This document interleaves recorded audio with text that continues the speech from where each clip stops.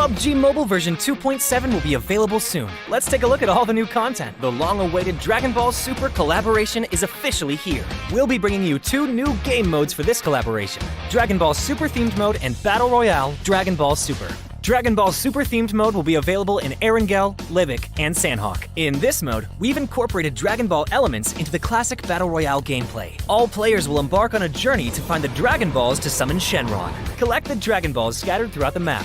The team that gathers all 7 will be able to summon Shenron at the Shenron altar and make a wish to obtain powerful buffs. Maybe if you're super lucky, you'll get 3 wishes at once. During the journey of collecting the Dragon Balls, players will obtain a type of energy called Ki during the game. Players can use Ki to unleash famous Dragon Ball moves. Players can obtain the Kamehameha by picking it up. It equips to the pistol slot. After charging, it will release a continuous high-damage beam. Fukujutsu is another skill that can be picked up during a match. Players can use this skill to fly freely in the air and make quick tactical maneuvers. The Senzu Bean is a new recovery item that is incredibly effective. The Dragon Radar can display the location of Dragon Balls that haven't already been claimed by other players. It can help you collect the Dragon Balls more quickly. The Air Car can carry up to 3 players. It's easy to put away and has better performance than regular vehicles. Tenkaichi Budokai, Kame House, Korin Tower, Dragon Ball Village. These are some famous landmarks that will appear in the game. Call your friends and explore with them now. The collaboration this time even has a hidden challenge, named Dragon Ball Trial. Win consecutively in the themed mode for a chance to take on the challenge. After accepting the missions, the team has to follow the instructions and gather 7 Dragon Balls. During the process, your team's location will be exposed to other players. All players will be drawn into battle for the Dragon Balls. To win the game, the trial team must successfully secure the Dragon Balls, defend the altar, and then summon Shenron. Are you ready for the challenge? In this standalone mode, named Battle Royale Dragon Ball Super, players can roleplay as iconic Dragon Ball characters, use powerful, unique moves in a brand new anime-style map, and become the ultimate victor. There are 5 Dragon Ball characters in this mode. They are Son Goku, Vegeta, Ultimate Gohan, Piccolo, and Frieza. Select your favorite fighter. Master their skills to suppress your enemies and achieve victory in intense battles. In the new version, the new Ace 32 firearm will be made available on all maps.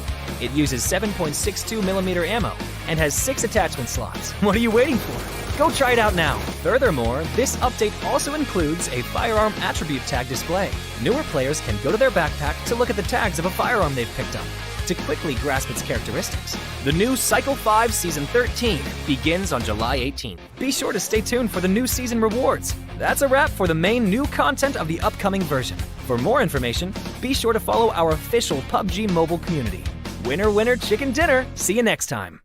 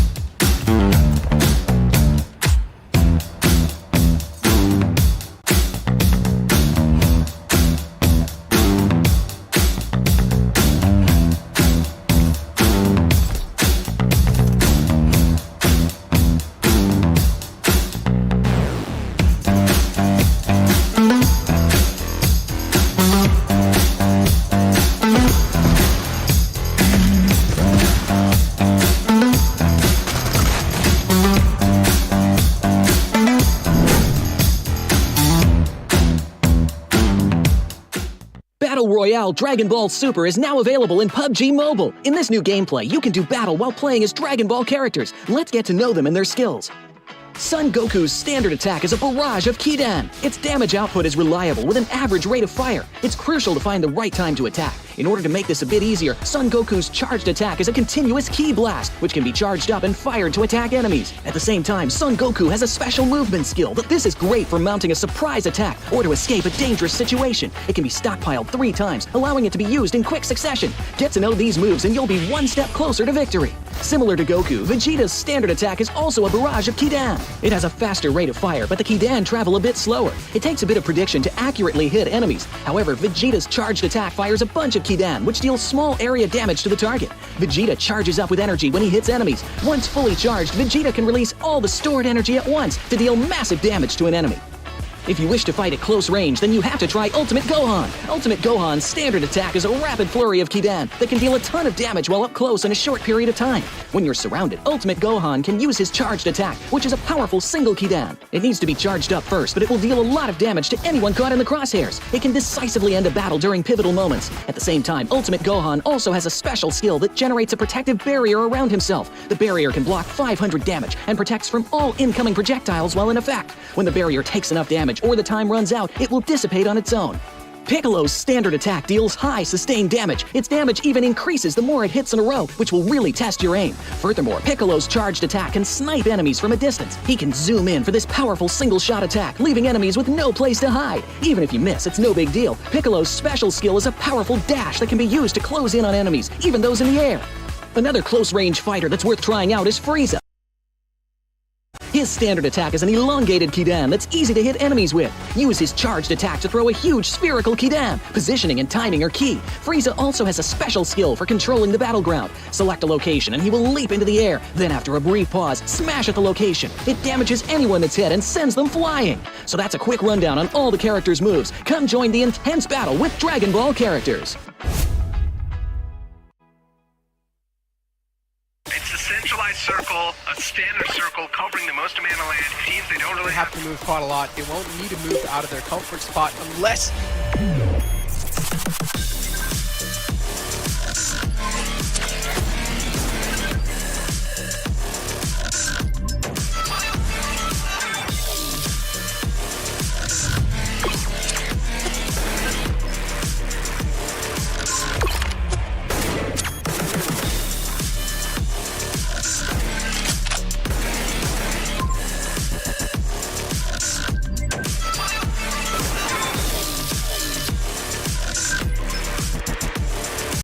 Get ready, South Asia.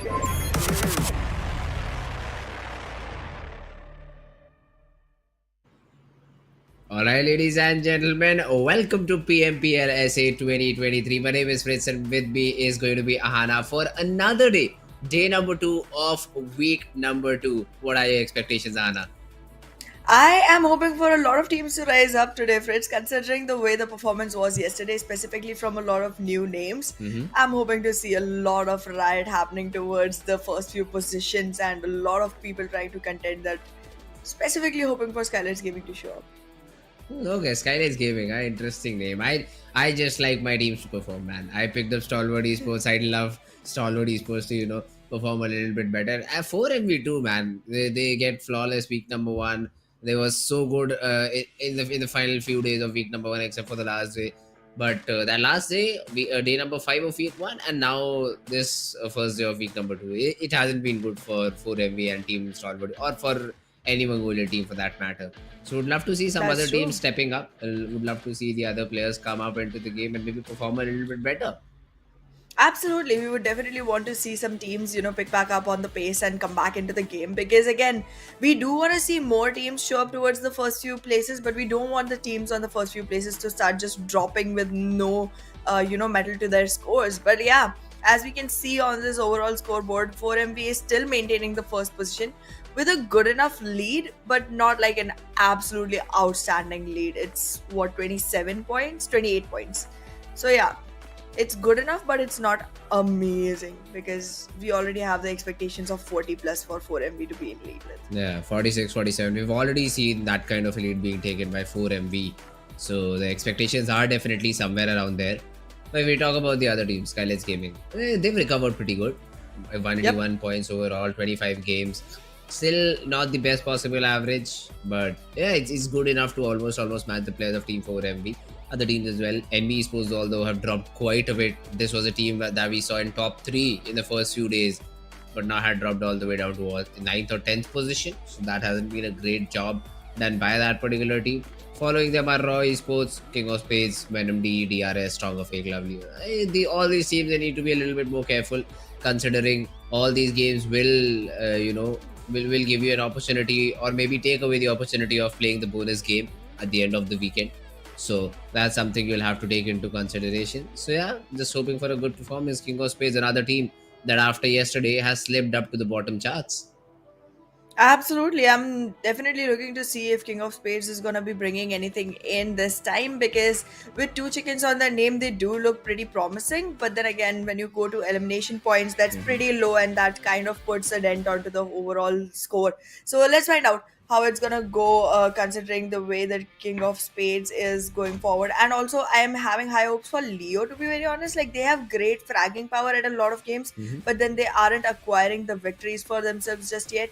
So I gotta see how that one will be. Yeah, Leo is one of those teams who we see very early on indulging into those battles, and that's where they somehow lose one player. That's when they'll lose their second player and play the entire game as a 3-man or a 2-man squad, which won't give you that amount of fruitful result. We compare the 2 weeks first day for 4MV, so for sure day number 1 was very good. This was a day where I think 4MV were able to get both their chickens too, so Yep. we definitely can see a lot more damage dealt as well. The survival time is also better, the knocks is also better, eliminations is almost double in week number 1 as compared to week number 2. So yeah, 4MV, not the best possible performance yesterday. Hope for a better one on this today. Well, definitely we'll see if week 2 is going to be another great week for the side of 4MV. The start hasn't been as good, and even in week 1 we saw that the start was explosive, but then the consistency they followed it through with was the main reason for 4MV to be in such a position. And I'm hoping to see the same happen this time as well. Even though the start hasn't been as good, they might just be able to squeeze some more rounds in and become the top team even at the end of week 2. Yeah, that's true. We'll have to see. I mean, week 2, how does it go for all of these teams?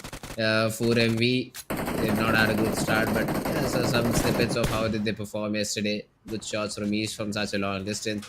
But particularly this battle with the players of Stalwart Esports, I think this was the very first game of the entire day.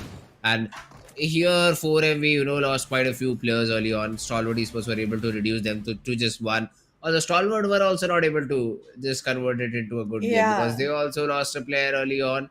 Then they tried to rotate through the bridge, if I remember correctly, lost another one. So they just keep losing players here and there, and they got 6-7 points overall from the game, and had 0 position points. So that was not the best game for either of these teams. And even though Stalwart literally forced the fight, it was 4MB who were always like, yeah guys, you can disengage, yeah guys, you can disengage. But Stalwart coming in from front, they were like, nah, we want to take this fight. We're not going away from this particular battle. So that's something that maybe if taken into consideration today by the players of Team Stalwart Esports would be a little bit better. But if we talk about another team, that is Team DRS Gaming, they definitely had a better day yesterday as compared to week number 1. Look at the stats. They just represent the exact same thing. Exactly, there's a huge difference. There's almost more than 1000 point damage dealing difference in week 1 day 1 and week 2 day 1. Even the healing has increased, but then healing is again something that you cannot really take into consideration at this particular point. But yeah, eliminations are 5 times, still not a huge number, but literally 5 times, and knocks have gone even up by 5 points in itself. So I guess DRS has been doing good. It might be an opportunity for them to go forward, and they hopefully will be able to satisfy their fans, because there's a very loyal fandom for DRS that shows up on our streams, and hopefully they will be all going home happy.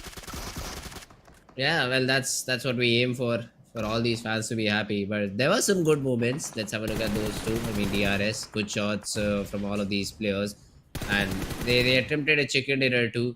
It was snatched away, I'd say, that map of Miramar. Yeah. But they were close. Really close of having it out. So good attempts from DRS too. Let's hope that they also have the same bombastic of a day today too. I just would like to see DRS play good. Will definitely be difficult considering their recent form, but hey, let's hope for the best possible result.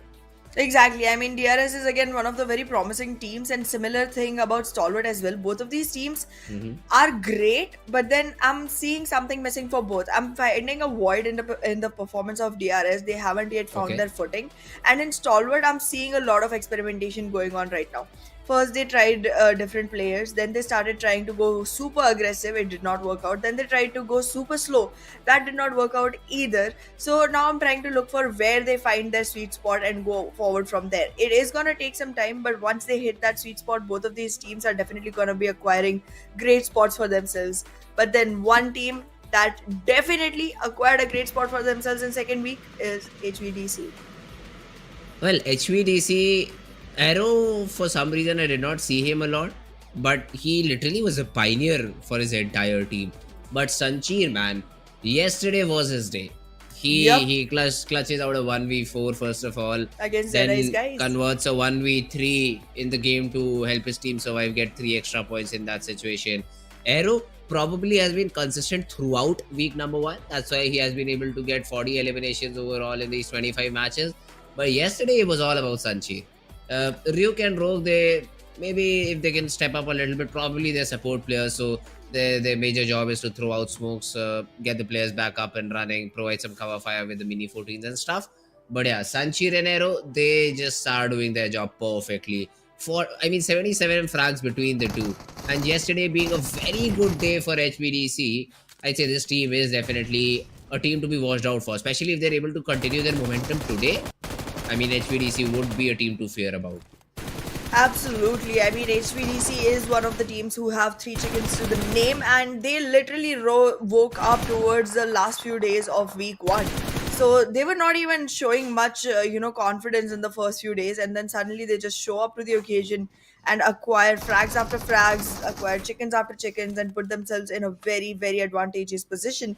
I'm pretty hopeful of the way HVDC is going to go forward, and I feel like one team that I can keep right next to them in matter of how well they are performing currently, I would go with Leo, because Leo is definitely doing a great job when it comes to eliminations. However, it's slightly hit or miss right now, but they haven't been able to acquire any chickens so far. There have been a couple of games where they were like literally soaring in number of eliminations and then just missed out on the chicken. So closing in is one thing that Leo will have to work on a little bit. Yeah, not losing players is what I'll say. Not losing players through the entire fight, because 3v4s are strong for Leo Esports because they win the first fight, but they essentially lose out the player. So basically what they need to work is on the cover fire. If a player is pushing in, you need to provide him as much cover as possible, and if you cannot, then that player should be calmed about it and asked to maybe fall back. That could be a realistic solution for all these players. But yes, once again, as we told you guys yesterday too, we will have these 3 maps of Miramar. So we'll be starting off with Miramar, we will be ending off with Miramar.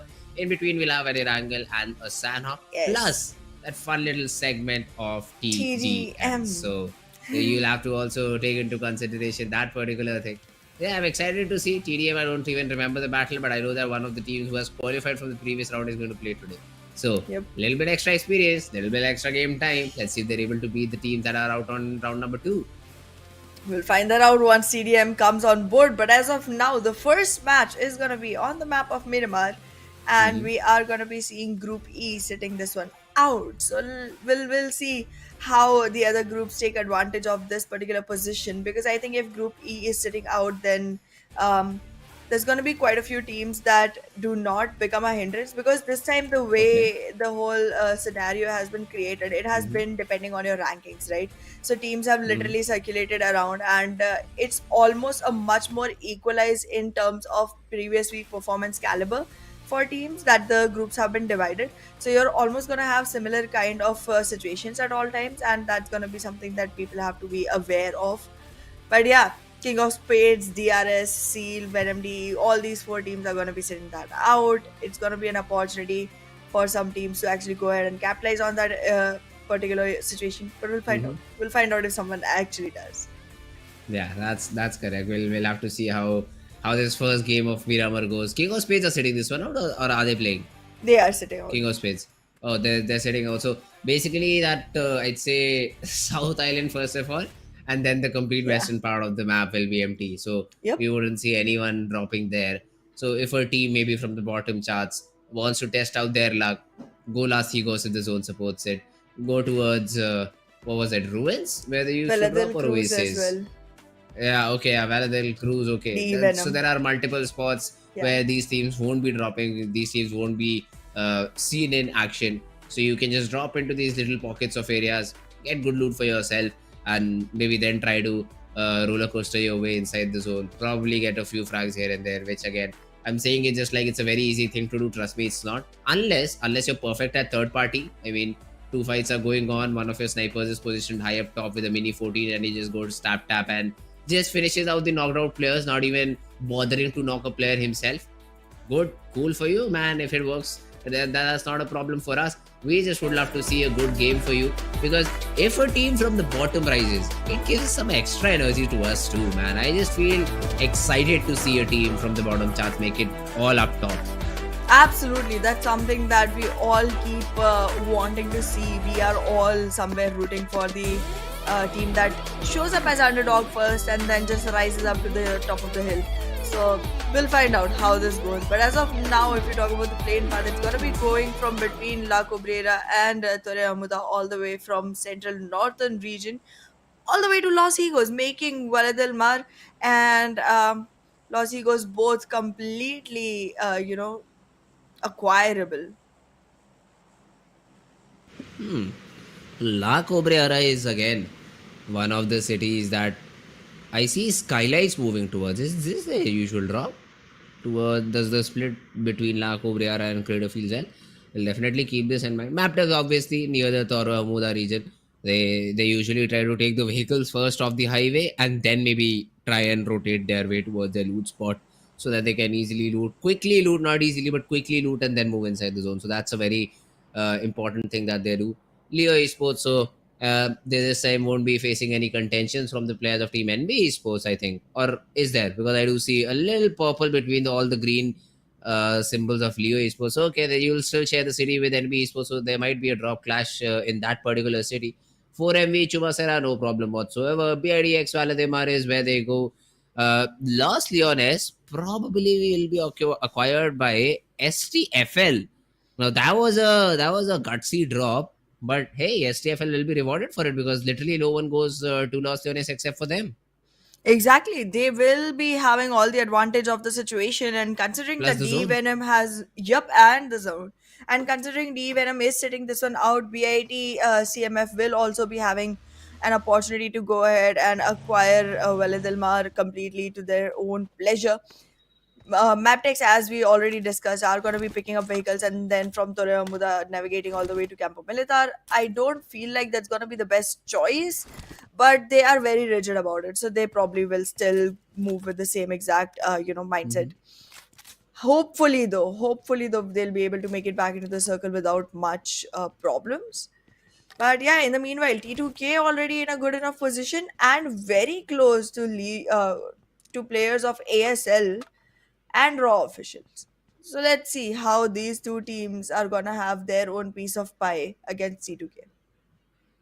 Yeah, T2 already has lost a player, and that's Deadeyes guys who've Yeah. got that early frag. So already the battle had started when we were talking about the mini map, and we already see the resultant of it. Deadeyes guys, man, once again, great start, huh? Even yesterday, first game they were able to get that chicken. Second game did not go as good, or maybe not the chicken. I think they were in top three, and the third game was a chicken for them. I don't remember properly the perfect orientation for it, but yeah, Deadeyes guys. To summarize, they had a great day yesterday, and once again they've started off with a good note. One frag to their name already. They've put T2K in a difficult spot. Let's see how do they go forward from that. Meanwhile, NBA Sports, Sekojin already has some decent loot ready for the early fight if it comes to that. Might very well be prepared, but it still does a little bit more in the department of mollies and frag grenades, I would definitely suggest Sekujin to look for a better vest, if nothing else. But yeah, when it comes to medicals, he is good to go for at least one fight and has enough boosters available as well. So definitely gonna have a good enough first initial battle if tries to walk into one. However, the rest of the team does not look as positive right now. I mean, even the helmet has just been upgraded for the side of Akash. So we gotta see if the whole team is gonna be able to prepare in right amount of time to actually go ahead and capitalize on Leo, because Leo and NB are pretty close to each other. Whichever team is prepared for the fight sooner will have the better fruit of it. Uh-huh. Let's see, Leo. How do they want to continue the game? For now, though, most of their players do not have decent loot. I mean, I do not see a helmet or a vest for Liquid. So for him to find something early on is going to be, I think, the priority over here. Has a vehicle, has spotted a vehicle, so can usually use it to first maybe get the vehicle, then get it towards the compound would be a little bit better. But he wants to prioritize it. All right, inside the zone, so you can take your sweet time. Just make sure that you don't get third party. That's about it. Stalwarts on the other hand, San Martin is the city that they're looting in, and should be able to easily get decent loot considering no one has dropped clash there. It would be free loot and a good loot for all of these four players to acquire. Well, the region is pretty easy to go forward with, considering they're completely alone. But soon enough they are going to have company, because HVDC is trying to walk in towards water treatment. Soon enough, however, Mabetex Esports will be entering the same region alongside SKYLIGHTZ Gaming. So one of the teams will definitely have to move around, and when they do, they will be very close to Stalwart Esports. So let's see how long Stalwart Esports can hold their fort. Considering that they went there first, they will have the advantage of being in particular compounds, making sure that their position is not completely revealed to whichever team marches in. But that advantage needs a lot from the team to actually convert into a lead overall. Yeah, Deadeye guys for now though. After getting that first frag, all of these guys just reset, maybe have rotated to a different spot in their city, and now are just waiting for maybe the zone to close in. So as soon as they get information about the next zone, they might start rotating, or just by first hand try to take the center of the zone. And if there is a team around that particular area, you can also initiate an early battle. Considering early few zones, you can go for the third party, or maybe you can just go for the fight initiation too, because the third parties, the probability of third parties just get reduced to very little. So that's one of the things that you can work with. Although they have decided to work around this church area, but yeah, let's see. Maptex around the players of Team HVDC, I don't know.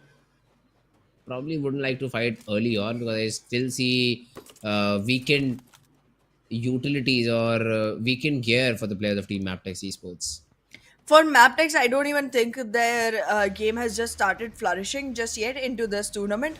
They are a great team, but still are not in the same position to be actually able to fight off the top table turners like 4MV or SKYLIGHTZ just yet.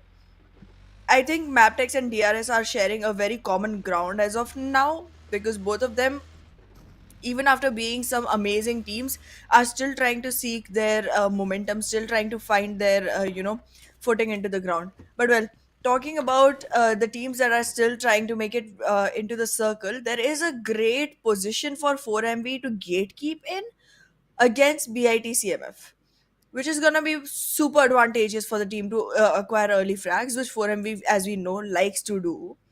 In the meanwhile, IHC and Leo are also trying to move into the circle, and both the teams are in positions where they might clash with each other, and if not that, then with NBeSports eventually.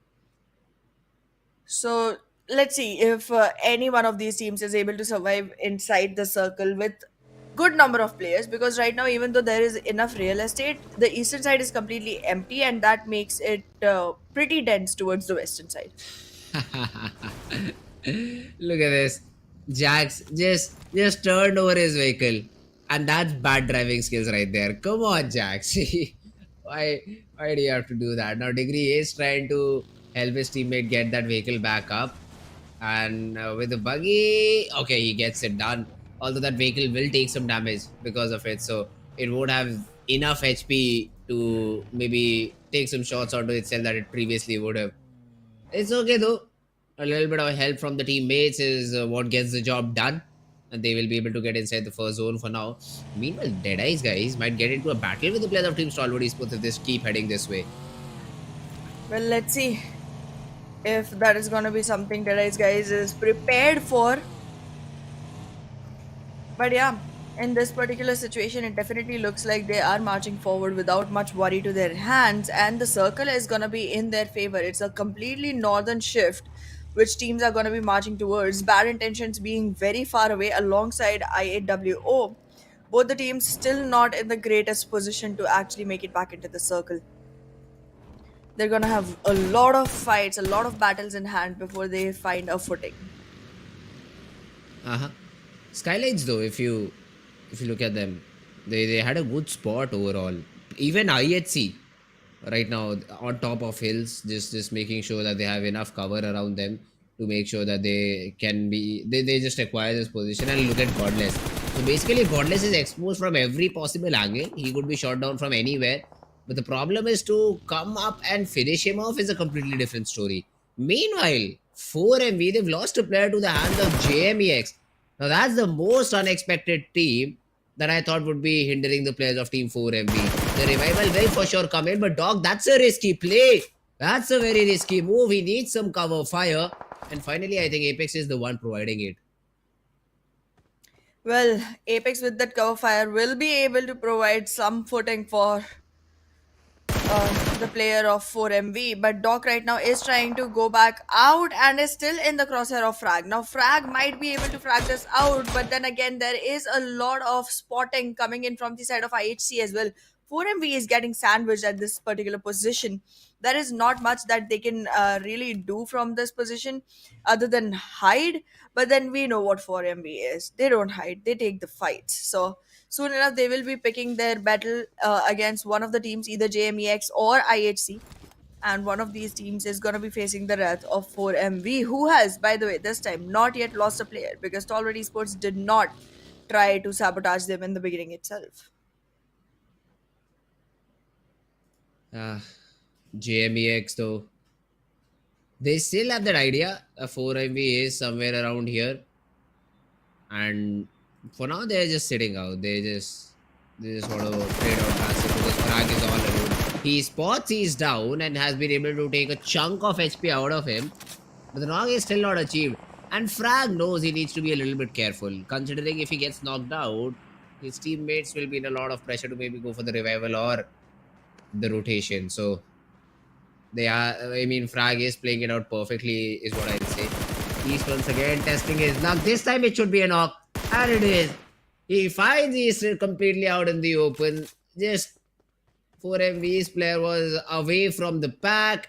And 4MV will lose a player early on too.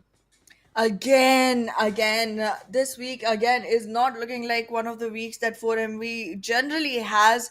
And they've seemed to be going way too, casual into the game as of now. Losing players like that in the early stages itself, even though it does not bother their mental, it definitely brings down their chances of survival. And then again, being in a battle royale, survival is the name of the game, excuse me. But yeah, as of now, it seems like 4MV, having lost one player early on, is gonna be suffering quite some casualties going forward as well, and that just puts them out of the prediction sheet as of now, at least for me. Yeah, meanwhile, Stalwart Esports, they've been able to take down one of the players of Team Bad Intentions. So, they are also not having a good time. Plus, JMEX, they have a lot of fights on their plate. They've already taken down one of the players of 4MV. ASL try to make their way inside. And one by one, they're just falling. Now, the revival onto Assassin, yeah, it's not going to be possible because he's just been taken care of by nobody. But the other players can still be revived. JMEX seem to be in a very good spot over here. But if we talk about the predictions, Ahana, what do you think? Who do you go with? I wanna go with Deadeyes guys this time. Ooh, okay. Yeah. Interesting pick, but I'd go with Stalwart Esports because they have the center of the zone. All four players still surviving. Hmm. Couldn't figure out a better area for Team Stalwart Esports to be in and not convert a chicken. So I really think that they have that upper hand. They should be easily able to close this game out.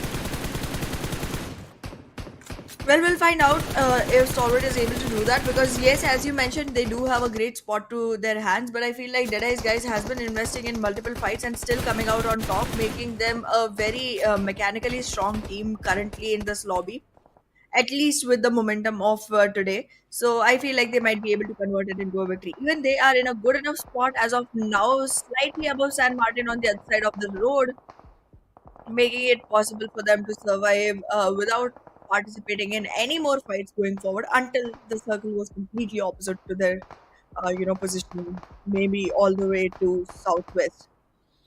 In the meanwhile, though, 4MV has their sight on ASL and JMEX, while ASL is busy with JMEX and Bad Intentions. So currently, it seems like the best is going to be for 4MV until they start players in this fight because 3 is already not a good number, and then going into a double fight is going to be difficult.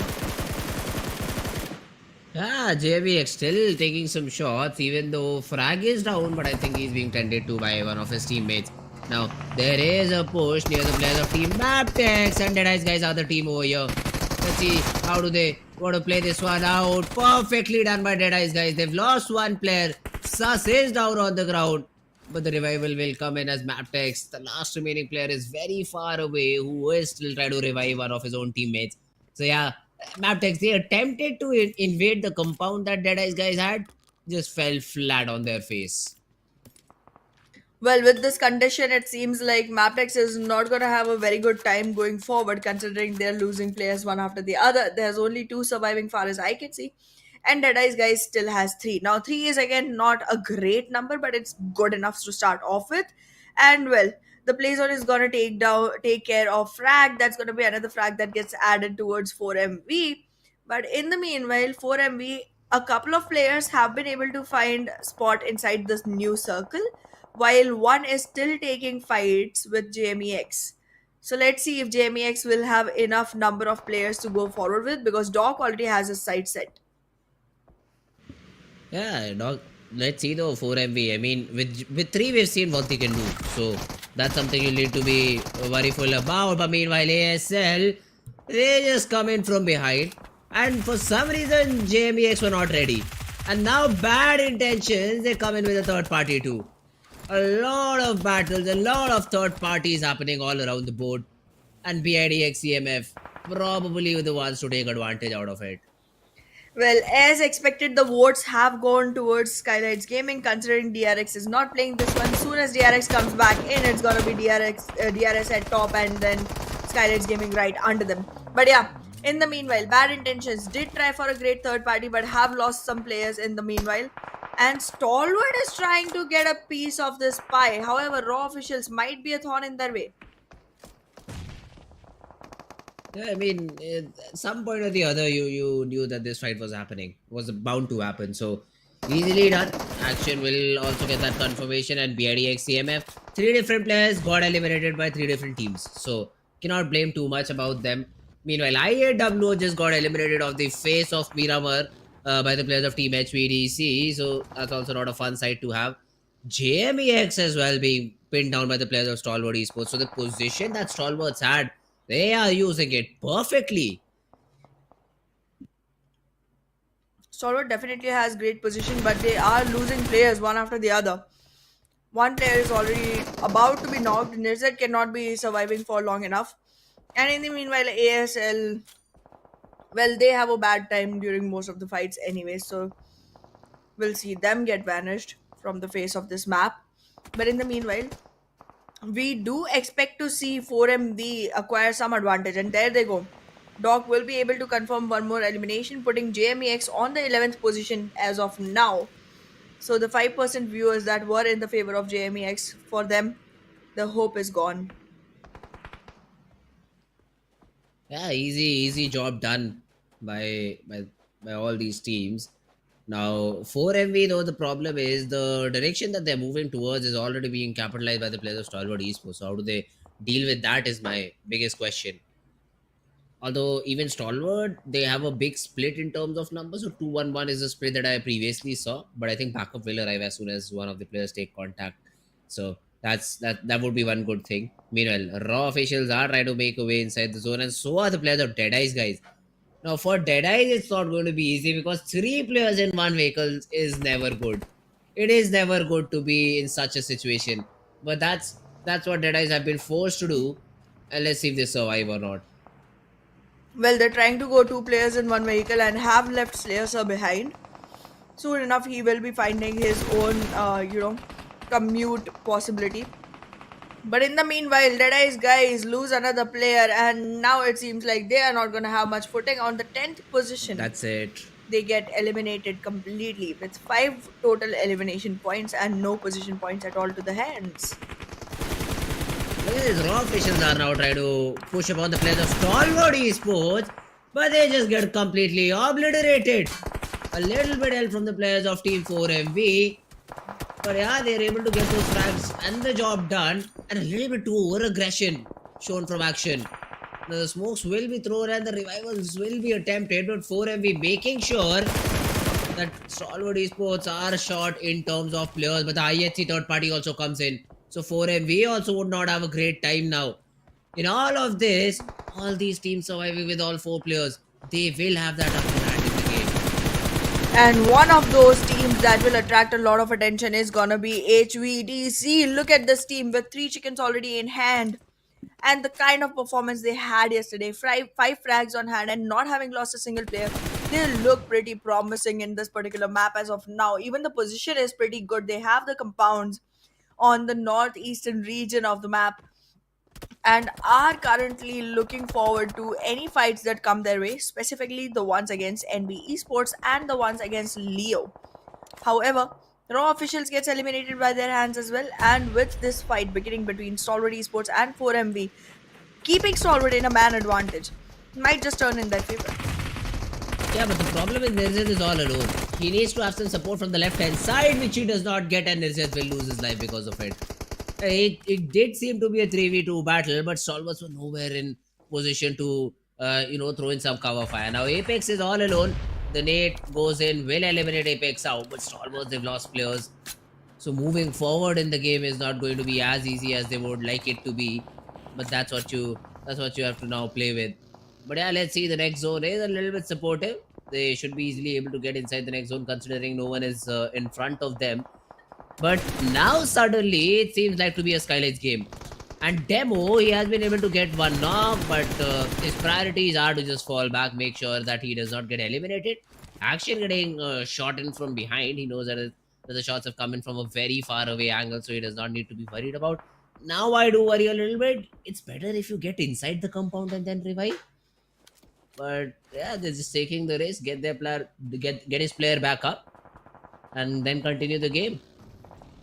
Well, let's see how this turns out because as of now, I reiterate on the point you mentioned about SKYLIGHTZ Gaming having the game in their favor as of now. Might definitely be true as long as the circle supports them because if the circle goes towards northeast, it might go in the favor of NBeSports or HVDC. So we'll have to see how the next circle is formed, and that could be a determining factor on which team definitely has a position going forward. But as of now, Stalwart Esports trying to aggress all the way onto Mabetex. IC just walks in without any advantage and loses his life. Gets taken down and Mabetex places themselves on a better position. But for how long? For no longer at all because HVDC picking players off alongside NBeSports onto Mabetex. Now, usually I would have said that SKYLIGHTZ Gaming, even though all 4 players are surviving, but the compounds are completely different. But the good thing for SKYLIGHTZ right now, all these compounds have so many different rooms, right? That nades won't do a thing if you just keep dodging them. So SKYLIGHTZ really have a very, very powerful area in the ground. And I don't see a way for any other team unless they're able to close in the distance or unless SKYLIGHTZ just get caught off by 2 or 3 different teams. There's no way you can eliminate SKYLIGHTZ from this compound that they're holding. There's just no way. And let's see, I mean, SKYLIGHTZ, how do they utilize it is the biggest question that I'll have for them. All the other teams have slowly and steadily made their way inside the zone. Leo has the major chunk of area for themselves, but getting a chicken dinner from that spot if the zone does not go their way will be a troublesome thing to have. Well, Leo definitely is going to be having quite a lot on their hands considering they do not have much cover going forward. And as you said, if the circle does not stay in their favor, they will have a very hard time trying to navigate. But yeah, in the meanwhile, NBeSports does want to eliminate the one big threat that they have on hand, which is HVDC. But in the meanwhile, HVDC players are also trying to surmount onto NBeSports.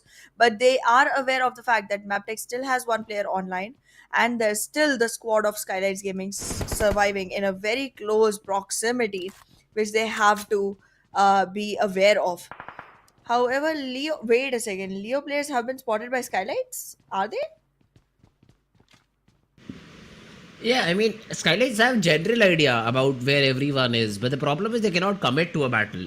Knowing that if they get knocked out and if they're unfortunate and a different team pushes on them, these two players are, isolated in two different compounds. True. So that's why SKYLIGHTZ, even though they have an idea about everyone, where everyone is, they're just waiting for all the fights to happen around them and then maybe take advantage of it. And look at this, the PUBG gods are also with them because stage number 6 again in the center of the zone. Yeah, I mean, SKYLIGHTZ is having quite an easy time. The zone prediction has been completely on point from the side of SKYLIGHTZ Gaming, and they have acquired the best position in there. Now, the difficult thing for HVDC is going to be finding a room for themselves because going ahead, NBeSports already has acquired quite a few places. Same for SKYLIGHTZ Gaming. Mabetex only has one single room and one single player, but still is in a tough position to, throw out of. So, HVDC is gonna have to survive in very little area, and that calls for unannounced extermination once the nades start showering in. The one team with the least advantage right now seems to be Leo. Oh, actually, never mind. It's IHC. They're not even in the circle.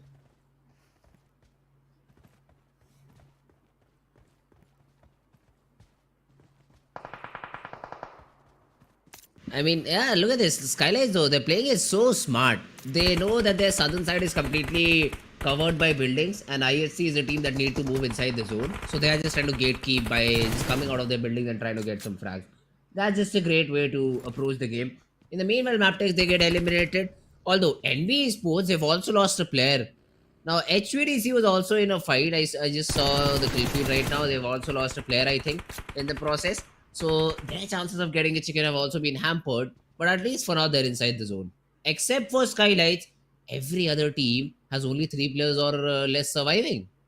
Exactly. As of now, the total count of players is going to be 17. So let's say 3 each, that's 9, and then 4. That makes it 13. So there's 4 people surviving for one more team, which is going to be IHC, I guess. But they are going to have a really hard time going forward anyways. So that's just something we cannot really put our money on. So yeah, let's find out. I don't think IHC has this game in their corner, even after having all 4 men alive. But yeah, we can. Sorry, Leo is the one with force. Sorry, my bad.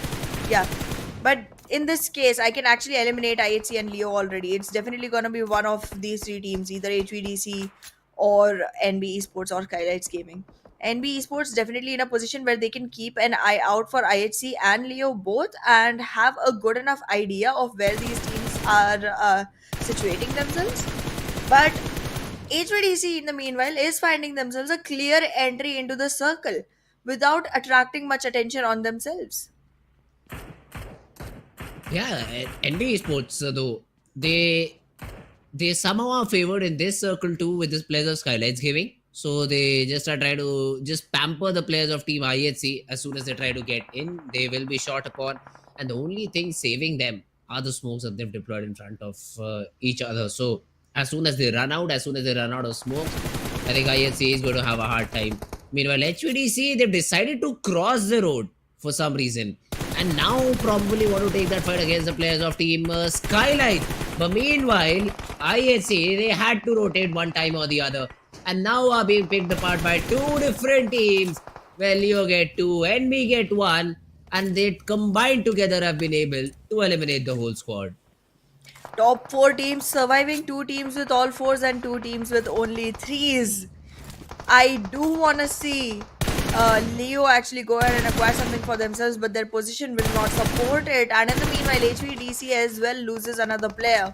So it's gonna be 2v4, v4, v3. The least advantageous team actually on this board is gonna be HVDC, and that seems slightly difficult for them to come out of. They are gonna have to wait for the other fights to actually initiate and end before they are able to commit to any.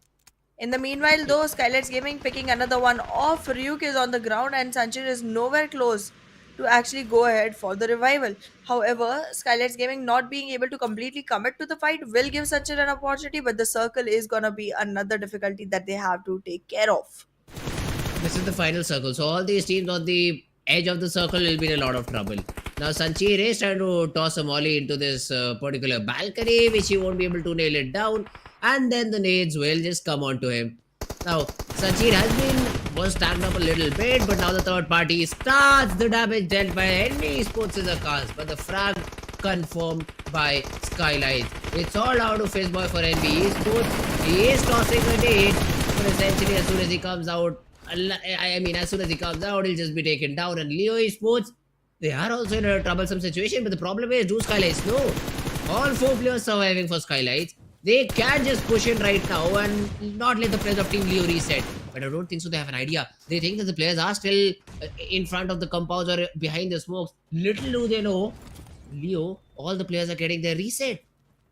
Exactly, Leo resetting every single player will be able to go back into the fight with much more confidence and has already dealt a lot of damage onto Nima with the ability to use your deployables. They will be able to secure a better position. There's frag grenades coming in from the side of Leo one after the other. However, the job by bullets is not going to be difficult either for the side of SKYLIGHTZ Gaming. They have acquired one knock. They are on the verge to get the next. Slipknot gets taken down as well. Yeah, So does it. Novax. It's literally a 1v4 situation right now. And the victory will slip right out of the hands of Leo into the hands of SKYLIGHTZ Gaming. Great job done by SKYLIGHTZ Gaming. I mean, Leo, the only problem that they had no cover. And they tried to compensate it through smokes. But SKYLIGHTZ were well aware enough to toss some nades in the smoke, to just throw in some random spray, and 2 of the players who got knocked out early on were not even seen by SKYLIGHTZ Gaming. So essentially, they are just able to close the entire game in their favor. And a winner chicken dinner for Team SKYLIGHTZ Gaming. Not the highest frag dinner, but it's still enough. 9 elimination, total points 19.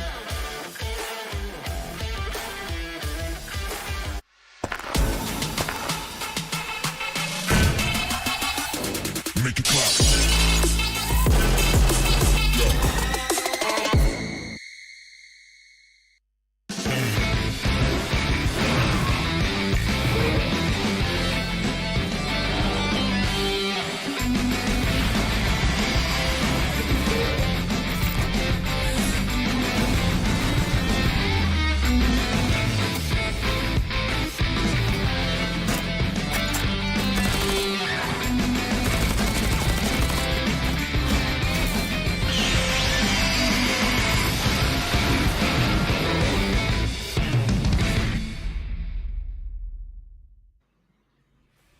Alright guys, welcome back after a little short break. So the game 1 of Miramar was very interesting. Now, not a lot of gun battles happening around. The final zone was also sort of quiet, where all these 4 teams, just fought amongst themselves.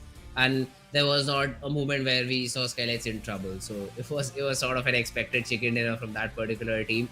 But yeah, now coming on to the next game, I think it's the map of Erangel. We'll have to check though. Maybe Erangel or Sanhok. One of these maps is what we'll see over here.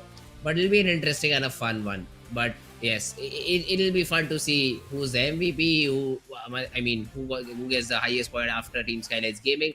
Because even though Leo came out second, they had 5 frags. That's not enough, I think, to get yourself in top 3. They might just get toppled down. Well, they might, but we'll find out how this goes forward, because again, Leo is lacking consistency overall. So I'm definitely looking forward to see if they're going to be able to acquire that in this particular week. Because again, this is one of the most essential weeks for all the teams that haven't been able to make it to the top just yet. Because after this, the hope is nil. Yeah, that's true. Third week is going to be too late to start anything new. Third week is definitely is too late. So will all these teams have to just make sure that they perform their best. Week number 2 is sort of the middle ground where if you've not performed, it's time for you to show up, and it'll be important for you to show up. But if we talk about the MVP of the game, again this guy, man, no fear. He has always been there. Whenever SKYLIGHTZ has a good game, it is always on the back of no fear. And once again, not huge in terms of elimination, but definitely the damage dealt. The overall impact created in the game was very good from No Fear.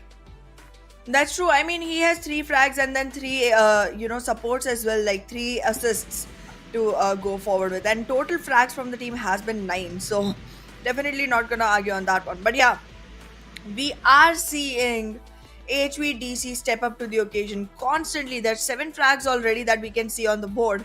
There's 2 more players from the side of HVDC, and Aero generally does a great job. I think he did not work well for this particular match. But yeah, this puts HVDC in a great spot as well. Yeah, hey, HVDC, they definitely are a team to watch out for, I'd say. So we will have to see how do the next few games go for HVDC. But right now, SKYLIGHTZ Gaming, look at this. Good representation in this particular board. No Fear with the highest damage, highest elimination came in from Nima. And now we'll have to see how do they continue this sort of a good form in the next game. And yeah, SKYLIGHTZ Gaming 19 points. After that, followed by HVDC with 12 of their own, and Leo Esports had 5 frags. That's the only reason. Plus them coming out second are the only reason that they're able to get 11 points overall on the board. Stalwart's following them with 8 points. NBeSports with 6, 4MB with the NBeSports with 7, 4MB with 6. So decent points for everyone who are 5 and above. But the other teams, especially for the lower position teams, they'll have to perform a little bit better. I would say much better. Considering you're getting 0, 1, 2, and 3 kind of points, and you're literally away by 20 to 40 points to actually make it into top 12, and then even a larger gap trying to make it into top 3. It's not good. And I mean, this time it's not just about making it into the finals. It's not just about making it into the bonus match. It's literally about being on top so that you have extra bonus points that help you start the finals on a better note. Yeah, that's true. We'll have to see how that final few games go. But if you talk about the schedule right now, okay, that the next map is going to be the map of Sanhok. So I'm excited to see how this particular map goes, because it's I'd say 70% luck and 30% skill. So you'll have to be very careful considering how just play out the entire game. But for now, I'd say Sanhok is a map where maybe just drop boot camp, get some early frag points, because that is the only surety that you'll get in terms of points. Position you just cannot predict. I mean, yesterday a team like 4MV all out in the open were able to get second spot somehow, because they just were able to just get a shack survive there. But moments like those won't happen every time. So you need to be careful. You'll need to work about how you go the remainder of the map. And yeah, I would love to see some good game coming in this particular map too. Absolutely. Sanhok is going to be one where it's going to be obvious that a lot of teams will get equal chance to go ahead and acquire this map regardless of how their previous maps have been. Because again, this is not about strategy. This is not about exactly skill, to be honest. It's more about where you are and how you make the best use of it. So just be very predictive of what you're going to do next. Have slight plan in your hand and fight with it. Just go forward, keep marching forward, and that's one way to go about Sanhok. The one way that I would suggest, but then you never know. You might have a better plan.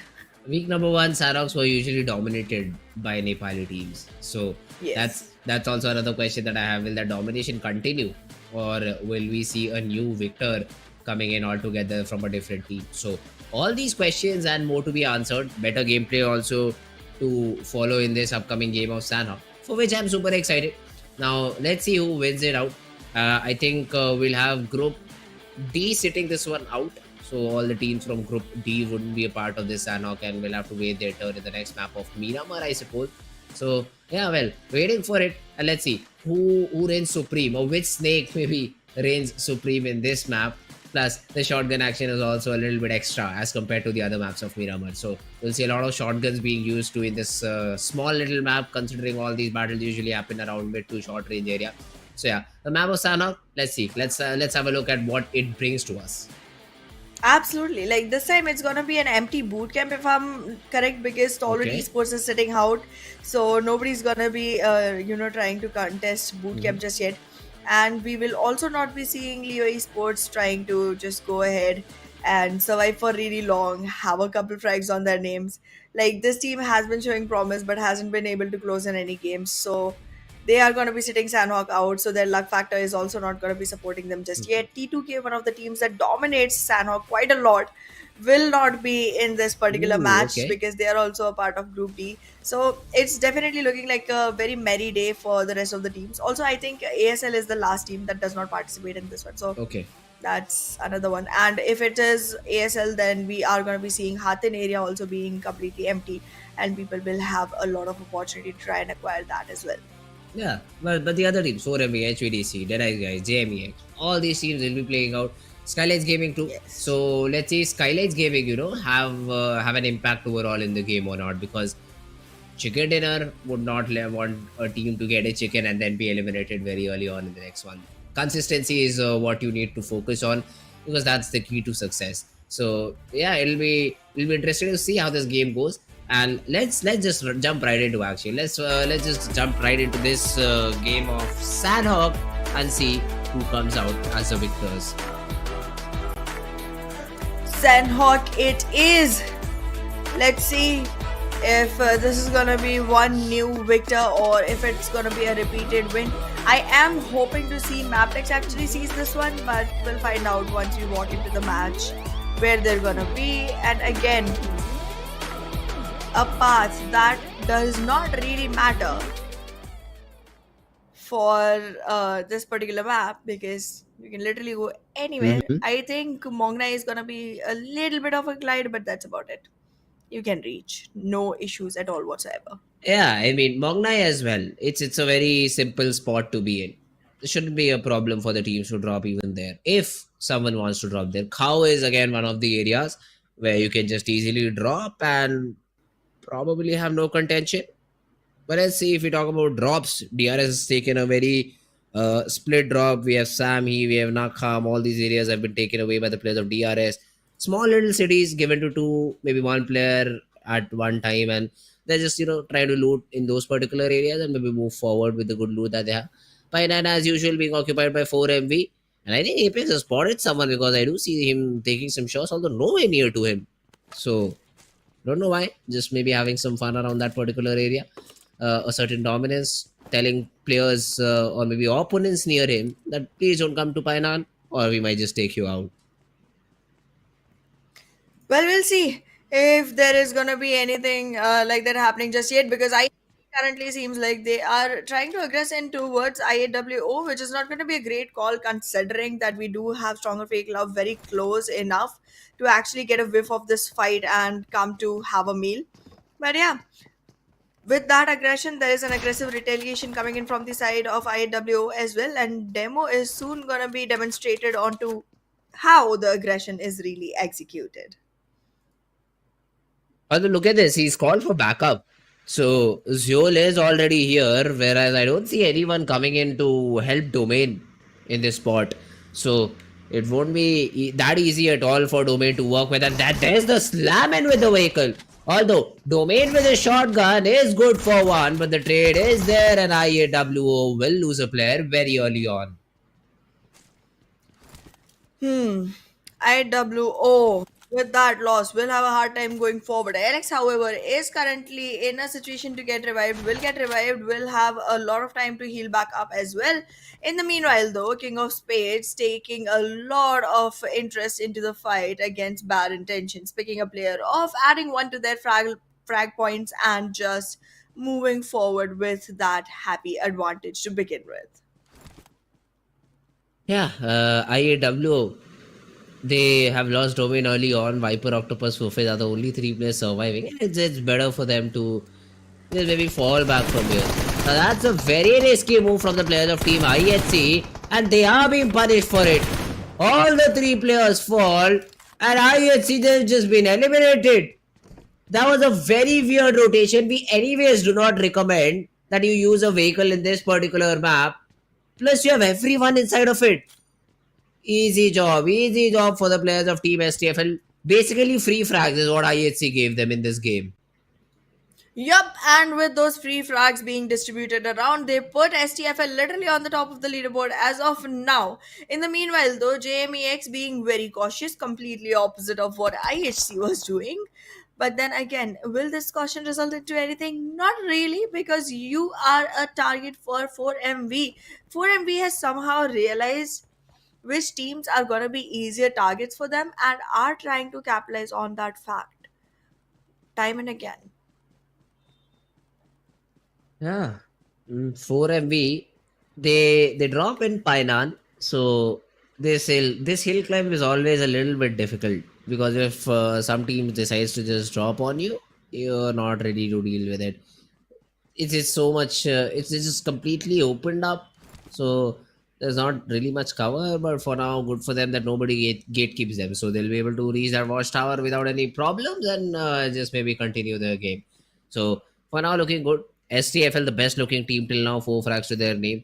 JMEX also got one early on, and so did the players of Team KS. But meanwhile, JMEX, they're going for more. They spotted out Rambo, and Rambo has just been taken away from the game. No more heroics from the guy. DE Venom not looking very good right now, with only 2 players surviving right now under the wrath of JMEX. Do not find themselves in any good position. However, JMEX themselves either are not in good situation because Raw officials That's has true, made yeah. sure that they are avenged. Even though Raw officials does not have a very fancy for Venom DE, they are trying to make sure that JMEX can be hit upon in their vulnerable position, and they are taking the damage of it. In the meanwhile, though, it seems like 4MV has secured a frag for themselves, and so has Raw Fishes alongside King of Spades. Yeah. Raw official, they only did one thing over there. They just took on Galzin, who poor guy was just trying to rotate and maybe get that revival onto his teammate for JMEX, and now both of them are lost. So a little bit unfortunate for JMEX considering they did not know that they would be helping out other team to get their frag up. But hey, that's what happens. That's what happens when you're not careful enough. JMEX, you lose 2 players early on, and even though you have two to your name too, that won't really matter considering you lost 2 of your own. So that's not the best possible start JMEX were looking for. Let's see with just 2 players how far can they go in this game. Well, they did balance their frag points against their elimination points, but that's not going to be enough because it's not one team against the other. You cannot literally sacrifice one player for one. You are fighting against 15 other teams, out of which one has been eliminated, so call it 14. But in the meanwhile, just because they had early lost a couple of players, JMAX will be taking some damage from the side of the Venom, being an easy target, will get all of their players taken down, and Krita will avenge the fallen comrade and soon enough revive him as well. In the meanwhile, though, HVDC Sanchar is knocked, and considering the way his performance has been in this particular week, I feel that if he has been taken down, HVDC might not find themselves in the best position. In the meanwhile, though, 4MV as well, constantly battling it out with Raw officials. I mean, HVDC, they'll get that instant revival. But will they force the fight is my main question. Because Zero is still down for Mabetex. The reset for Zero never came. So, and the support is not here too. So, for some reason, Mabetex, they've just given up maybe on this particular player. And Wally is also not coming in. So, yeah, Zero will just bleed out slowly and steadily. And HVDC will get 1 point to their name. So, good job done by the players of Team HVDC. Just recovering Sanchir back up, having 3 defeat points overall, and then moving inside the circle. So it's a good thing. Let's see how do they continue the game. HVTC does show great frag potential. They might be able to actually secure a lot of numbers, but them being one of the teams that actually closes the game is going to be super slim considering their position right now. They do have a lot of teams surrounding them, and that may not be the best situation for the team. In the meanwhile, though, IAWO tried to take bad intentions off and in the process invited NBeSports to pick some of their own.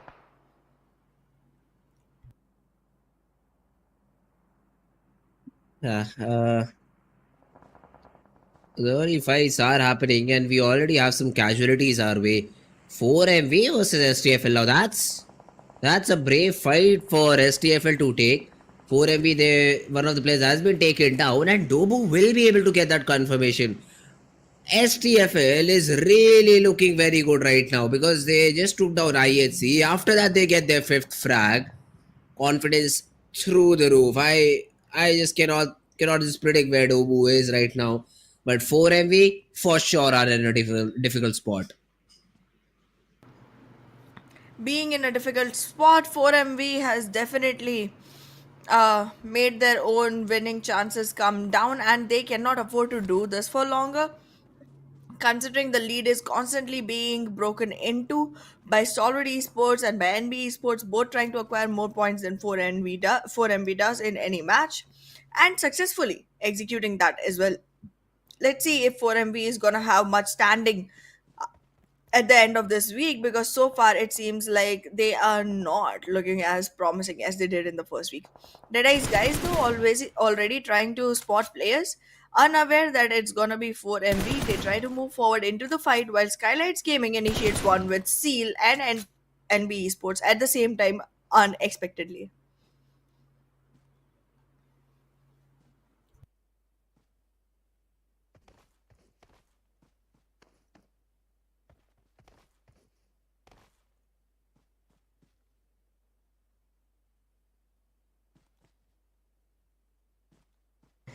Well, as of now, it seems like SKYLIGHTZ Gaming is gonna be slightly falling back with only one player in their frag points. They are moving forward, and it seems like they do not have many players around themselves to go forward with. It seems like King of Spades right now is going to be making sure that they stay in their compounds. For them to get out right now is going to be super risky, considering that Ice Guys and Stronger Fake Club are both trying to move in on them the moment they leave their compounds. So these two teams are going to keep King of Spades pinned into one single corner until the circle actually goes the other way, and that has happened. King of Spades finally will have some opportunity to late rotate, because Dead Eyes Guys and Stronger Fake Love will both be trying to walk into the circle, and that will give an opportunity for King of Spades to go back in. Yeah, for now though, all these early battles and after this zone shift, I mean, teams will definitely have a very hard time rotating back because look at that. You'll have to go towards the Ruins Island, and I don't see one except for D Venom. Nobody else can be seen on that particular island, so that will be a tough thing to do. Now, CL Scooby, the good thing is he's not making any noise. Finally, he does. Comes out of the vehicle, but gets taken down. Sekujin hitting some great shots and eliminating Scooby in the process. Well, Scooby getting eliminated will definitely make things harder for Seal. Again, one of the teams that hasn't had a great opportunity just yet into the second week did have one, glory moment in week one, but has found it very hard to go ahead and continue with the same exact speed going forward. But yeah, in the meanwhile, talking about the circle, considering it has been completely towards the western side, it is gonna be leaving most of boot camp outside, not gonna have any piece of quarry in. It's literally gonna have only ruins and Painan inside as two major places with compounds to hold on to. Any other compound that you hold, any other shack that you get into, it's just gonna be a very easy spotting, unless it's a sniper tower that you can Mhm. hold on to. Like right now, Baron is doing. Like he has a great spot to go ahead and pick out players from, and he's gonna have a lot of intel help from the side of Apex as well. Yeah, 4MV. They've lost Doc early on, So it's better to just stick together in this particular scenario. Considering the next zone, if it comes back to main island, you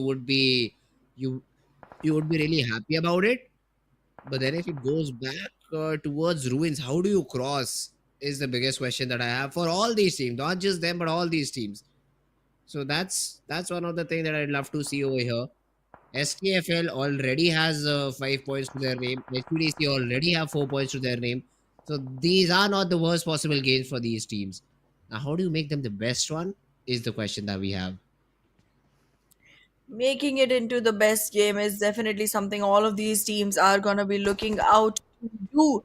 But in the meanwhile, NB Esports trying to find out frags for themselves so far has only two, but hasn't lost a single man from the team. And that's a good enough position for anyone right now surviving in Sanhok. In the meanwhile, though, DRS having a very leisurely time with three players all scattered around quite a lot near ruins. But now I do not appreciate the kind of distance that is between these players, and that might get in the way. But right now, what's getting in the way is the circle, because the circle is pushing IAWO to take this fight and also eliminating them before they can put it into any result.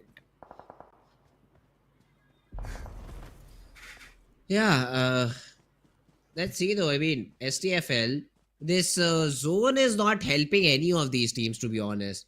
I mean, look at this. Ruins is the area where this circle should have ended. But once again, 10 to 20% of this area is out in water. Now, how do you deal with that? For all these teams, there's only a bridge to use, and they don't even know if that zone is going to end there or not. So it's a very difficult call for all the IGLs over here, and that's why I call this map the map of luck. If you have luck, that's when you'll win. The skill cannot matter. I mean, give four heavy players the next zone all the way towards ruins, and they even cannot rotate because of these all of these fights that will happen over here. So let's see. Raw officials also they have been put into a battle against the players of Deadeyes, guys. Let's see how do they go about that. Early shots being taken. Malik gets the first knock. Here's a down on the ground. On the other hand, Apex has been taken care of from 4MB against the players of Team STFL. So fights happening all around. Fights are definitely happening, but the reward is only going to half the teams, because the teams that are taking the damage are not going to be really happy about it. SKYLIGHTZ Gaming getting sprayed upon by DRS, but no results in the favor of DRS just yet. Finally, one pick comes to their play, and in the meanwhile, 4MB gets taken down completely.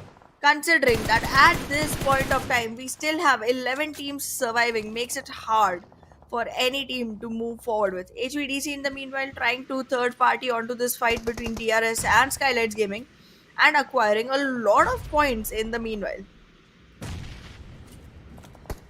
The DRS on the other hand, with some good days, have been able to eliminate the players of SKYLIGHTZ Gaming, and they only had 2 elimination to their name. So yeah, the 0 position points considering they got eliminated on the 10th spot.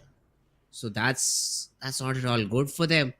Now, how do you work with it? Fist Boy from NBeSports has a good spot, not being pinched upon by any of these teams, just all alone in this particular area.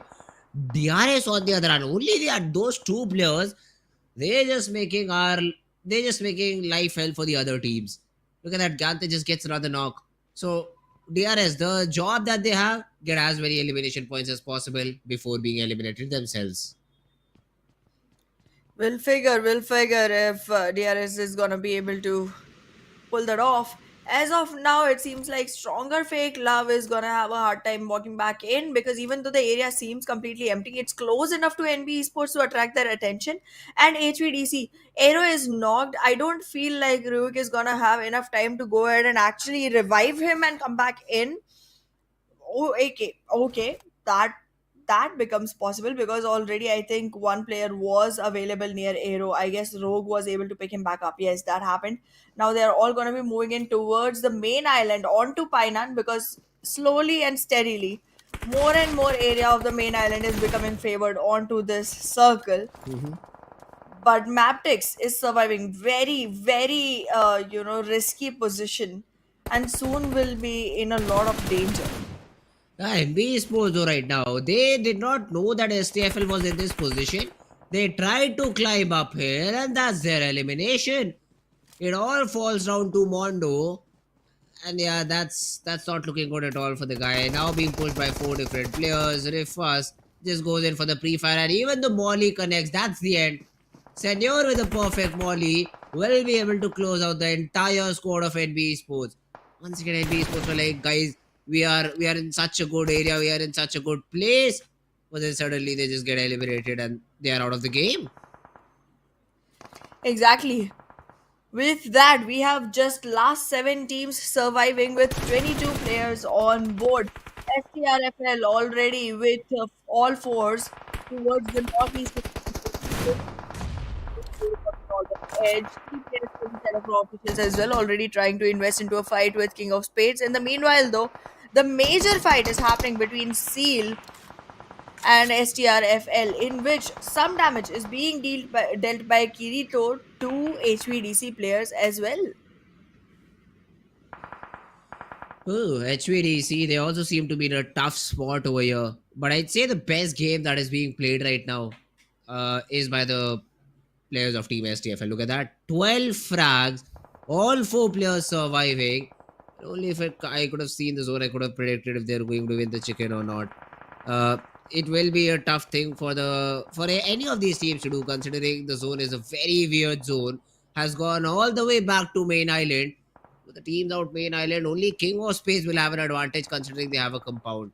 Any other team, they will have to fight it out completely in the open. Absolutely, there's no compounds available for STRFL or Seal.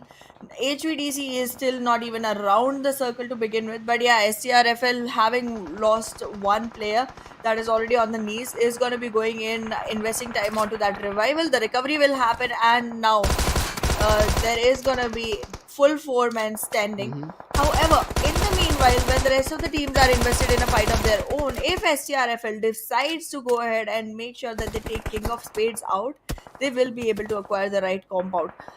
Unless they just stay here and wait for the circle to leave the compound out of it. Oh, yeah, that's true. But still some shots being thrown in.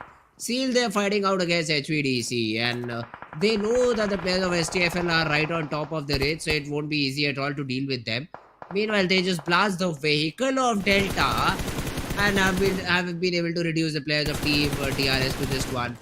Rook spotted from HVDC, sprayed from very far away by Prabeen, and Raw officials also, just making sure that they have some frags or the other. That nade onto Gyante will also make things a little bit easier for them. The problem is, how do you take the gods up top? How do you eliminate the players of Team STFL? Unless the zone forces them, I don't see a way. How do you counter the players of Team STFL in this game now? Oh, it has gone away. As of now, it seems like STRFL is gonna be a very, very promising victor team as of now, considering they have most of the area control, even outside the circle, and are the first team to walk back in as well. 2 of the teams are gonna be having to come through the water body, and they are gonna be picked off. Raw officials and Venom TE will get taken down. Now, King of Spades versus STFL still stays. But then these 2 teams definitely have a lot to fight off on, but no compounds stay inside the circle anymore. But STFL has gotten 1 player knocked. That revival will be essential. He's also down. So STFL are left with just 2. And now the advantage comes in for the players of Team King of Spades. But look at the number that they have in terms of frag. It's 19 right now. That is just too huge.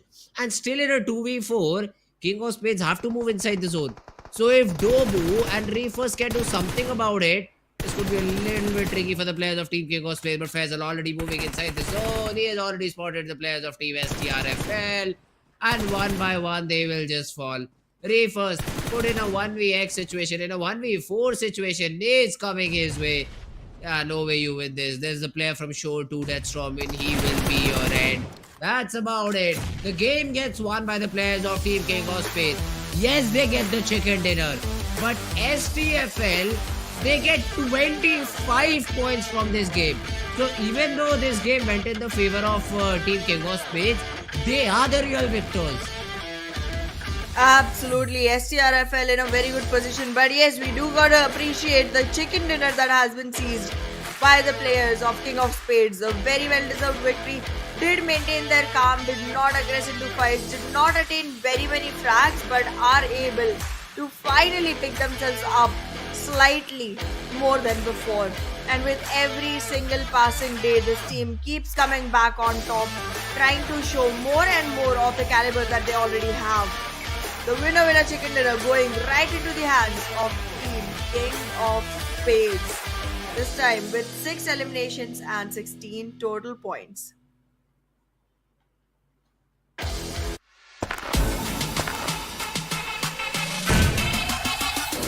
Make it clap.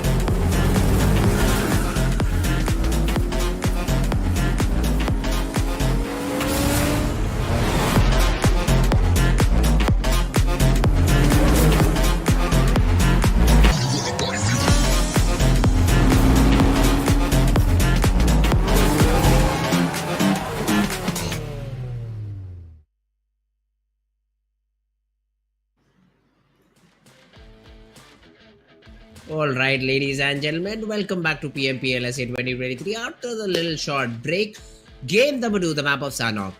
One on the charts, the chicken was for King of Spades, but for us, STFL. Man, stronger as FAKELOVE, so strong. 19 frags overall from a game where you're not even able to get the chicken. The only thing that hindered in your way was the play zone.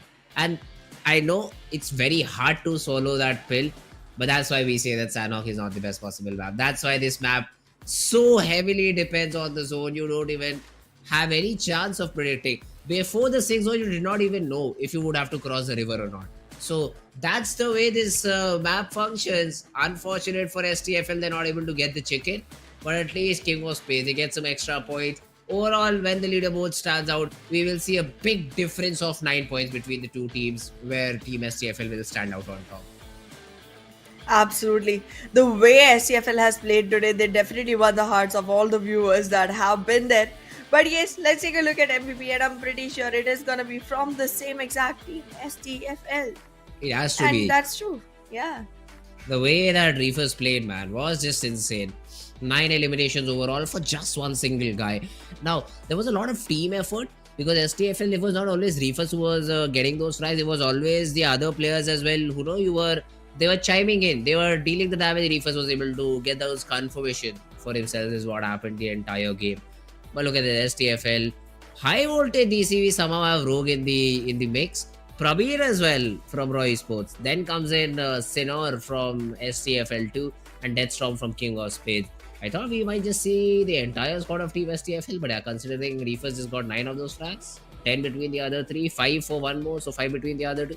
Yeah, it seems to be a better, I'd say, homogeneous picture of all these different teams. Absolutely. Great position for most of them. I still feel like a lot of frags got stolen away from Rogue with 779 damage. The man only has 3 kills to his name. But yeah, with this, there's highest eliminations going to Reefers with 9, just falling short with 1 against No Fear, who had 10 at one point of time. But the damage definitely has surmounted everyone we've seen so far with that 12-13 on the boards. Beautifully done, and highest assists as well. This guy has been doing an all-around job for the team. No, that's true. They definitely have been performing very good if you just talk about it. So the Reefers, great job done by him. Sanchi was there in terms of healing. Still don't know why that particular stat is thrown in. But hey, he was the one who used at least 4 first aids. So that has to be taken into account. But yeah, as I was talking, STFL will be out on top, 25 points overall for them. and King of Spades getting the chicken 16 for them. Raw get 12 points, but after that, everyone just ends in single digits, and that is something that happens when one of these teams just outperform everyone else. This is bound to happen. Absolutely. Not only have they outperformed, if you actually accumulate the points of King of Spades and Raw officials as well, it goes to a 28 of its own, which is a huge number. Like more than 50 players from the lobby were taken down by these three teams itself. So there is definitely no more that's remaining for the rest of them to actually capitalize on, with only 64 players that participate into a single match. 4MV, however, squeezed 2 frags, found themselves on a double-digit position for the first time, I think. And that's not good. No, well, Not good at all. that's definitely not good. But it's okay. I mean, we might see a little bit of better performance coming in from the other teams maybe in the next game. Because then again, Sanhok, not much to talk about, man. This map, this zone, I'd say, destroyed most of the teams. Was for most part completely out in the open. No areas where you can take cover except for rocks and trees. And when you are just getting shot from 3 to 4 different areas, you just cannot hide behind one rock and be like, yeah, well, I'm safe now. So a little bit unfortunate for everyone. But now we'll be back to basics number 2 is what I'll say, because this map of Miramar will be sat out by Group C, but the other teams would love to perform good on this map. Exactly. Other teams are going to have some amount of advantage going in, and we are running slightly ahead of our schedule as well. It was 6:26 for the map of Miramar to start according to our Indian Standard Times, it's and 45, it seems like no. currently, yeah, It's GMT plus 45, 5:45. So we go at 5:30. oh, It's okay. Mabe. So we It's are okay. right on schedule. Yeah, we're right on We are not schedule. ahead. So we'll be jumping We're into not the ahead game of at all. Miramar very soon too. So excited for that. I mean, would love to see how that game goes. Miramar, the land of DMRs and Cyphers, and I'm happy. Yes. I'm happy to see a little bit more DMR action coming in. The previous game I saw a lot of mini action. Bold actions still a little bit away, I'd say. Still that bold action is not coming in to play. But yeah, DMRs, they're being used. I'm happy. I am happy that you are happy, as long as you don't get more predictions than me. Okay. Yeah, I'll that's take the that only into thing I want to consideration. win. It's But okay yeah, though. we did not even get asked for predictions the last map. I have complaints for our producer. I would have predicted STFL, to be honest. After they were able to eliminate Same. one of the players of Team 4MV, Same. I would have just predicted STFL. Even though we would have been wrong, but at least would have been good to get the opportunity though, right? So, hey, Yeah. that's a feature Our not used in producer this is game. so salty right now, you know? I know. So basically, he knows better than us, but does not give an option or an opportunity for us to predict. But that's okay. Probably gives us in the next one. He was like, "Yeah, guys, it's 70%. This particular game won't be very fair to anyone, so I wouldn't give you a chance for prediction too. Let's not make it more unfair for the other teams you predict." Which I get it. No problem with that particular thing. So yeah, but now the other games I really want to make a prediction so that my number can go a little bit up and I can be a little bit better than Ahana in that way too. But yeah, this map of Miramar, excited to see all these teams ready to just pounce on this map. No. No, I don't get you. I don't let you go ahead and get more prediction points than me. We'll Producer, see. rig this game. We'll I see. want more right predictions for this one. I mean, That's how you we want to take 2 teams, you'll still lose. You take 2 teams, predict 2 teams How every about game, I you'll take still 14 lose. and you take 2? Yeah, well then all those 14 teams will get eliminated and will you feel good about that? Tell me that. Will you feel good about that? So let's I not mean, I do was that. the first person to get the prediction right, so I'm just going to drop it at that. Mr. Unclear on facts. It does not matter who gets the first prediction right. It always matters who gets the most predictions right. So the competition is about that Yeah, and not currently being the number first. is equalized, buddy, so relax. Yeah. Well, we'll Relax, see about hold that your after this game. horses. We'll see about that after this game. If our producer wants to, take our prediction, that also depends on him too. So we'll have to be at his mercy at the same time. But if we talk about the plane path over here, starting from Landrela going all the way up to Porto Pariso, a very southern oriented, south map oriented plane path.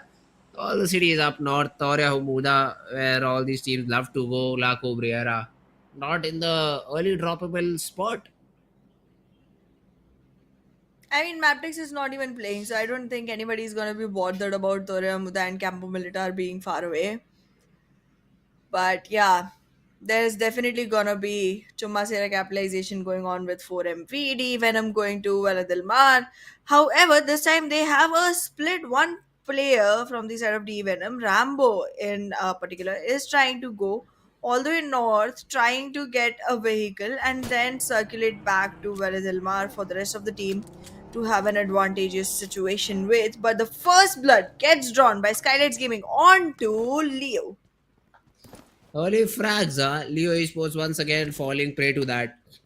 They had to control it, but for now it seems like again not the start they wished for.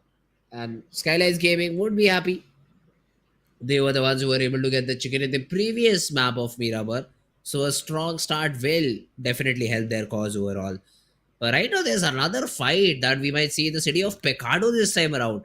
Deadeyes guys versus Team King of Spades. Well, King of Spades did win the last match. Might want to continue with the same momentum, but as of now, it seems like Deadeye's guys is more than prepared to have this face off against King of Spades.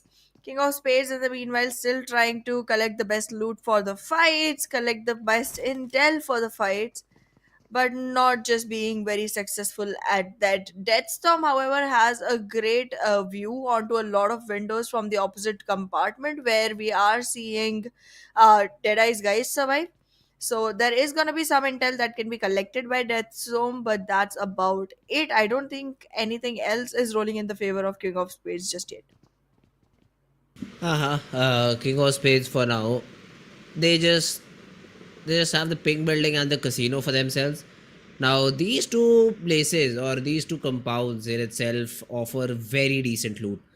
But the stadium has the best possible gear. Although not it's not big enough to accumulate three players which Deadeyes guys have. Essentially, when the zone moves away, or maybe before that, Deadeyes guys will have to force this fight against the players of King of Space and take it as early as possible because otherwise they will be in a lot of trouble. So well, let's see. That it's all about the timing right now is what I feel. And Deadeyes guys, for now, they don't have the better timing considering they don't have much information too about the rest of the players. It's better to just focus on the loot first hand and after that maybe force the Yep. issue against the players of King of Spades. Well, we'll see if they're gonna be able to make the best of the situation. In the meanwhile, though, I am slightly worried about Seal because they are all the way in Puerto Perezio, and in there, the team one is not completely concentrated. They are slightly scattered. Two, they have a couple of teams to fight off before they are able to make it back in. And if they decide to go for a longer rotation, they're still gonna have a couple of teams to fight off against to make their way in. This circle is slightly punishing for the teams towards the completely southeastern zone, but the rest of them have had a leisurely entry and have acquired a lot of preferable spots inside the circle already. But Uh-huh. in the meanwhile, Deadeye's guys taking care of King of Spades. I'm already seeing one player getting taken down from the side of King of Spades, and with that, it's becoming slightly advantageous for the side of Deadeye's guys. Oh, on the other hand, JMEX, they are the ones invested into the early battle and they've been able to take down Sekojin so early on. So early fight going their way. Meanwhile, we did see Deadeyes guys getting a good date connected out to the player of Team King of Spades, but the revival has happened and no push coming in from their side. So that's a little bit unfortunate, or should I say that's a little bit too passive from the side of Deadeyes guys. Would love to see a little bit better perform, a little bit aggression from their side, considering they know that they are a team who are top players, and that is for a reason. That's true, but then Deadeye's guys does not have the right, utility just yet. They do not have any healings. They do not have much, throwables. Their vest and their helmets don't look like they're at the best position. Mm-hmm. So I feel like those could be the reasons that Deadeye's guys is not trying to invest into the fight that quickly, because once the players start getting knocked, considering you are the team that is trying to aggress onto the other, you will be in a lot of dangerous situations once you start losing players. Like even one player is taken down, if you're trying to enter into a compound which is already acquired by some other team, they know exactly where you are coming from, but you don't know exactly where they are, Did I considering give? there's so many rooms in every single floor. I mean, yeah, that's true. But then you have a lot of utility and Shifu serve for support. So all these windows will give you information. So when we use, I mean, I used to play these custom games and custom screens. This was the, I'd say, the most easiest building to invade, because you exactly knew where you get the knock. The stairs just lead you continuously up top, and if there's a player on the bottom floor, you just ignore him. You just ignore him and just take the player up top, the player who is maybe getting a revival or is knocked out. So you just target a single guy, you pick him off as a squad of 4, and then just keep moving from there. Just take down these players single-handedly, one by one, and not giving them team fight. So it's a very easy strategy. I've seen that being used in our region too. So that's why I was surprised to see Deadeye's guy is not pushing it, because you rarely get an opening in compounds like these. And but when you do, you need to make the most out of it. Let's see, they have again invested into the fight. Dead Storm has been taken down this time, but Naruto is gonna be one big trouble in the way of Deadeye's guys. They have acquired the knowledge of his existence and his position, and now are trying to rearrange their strat accordingly.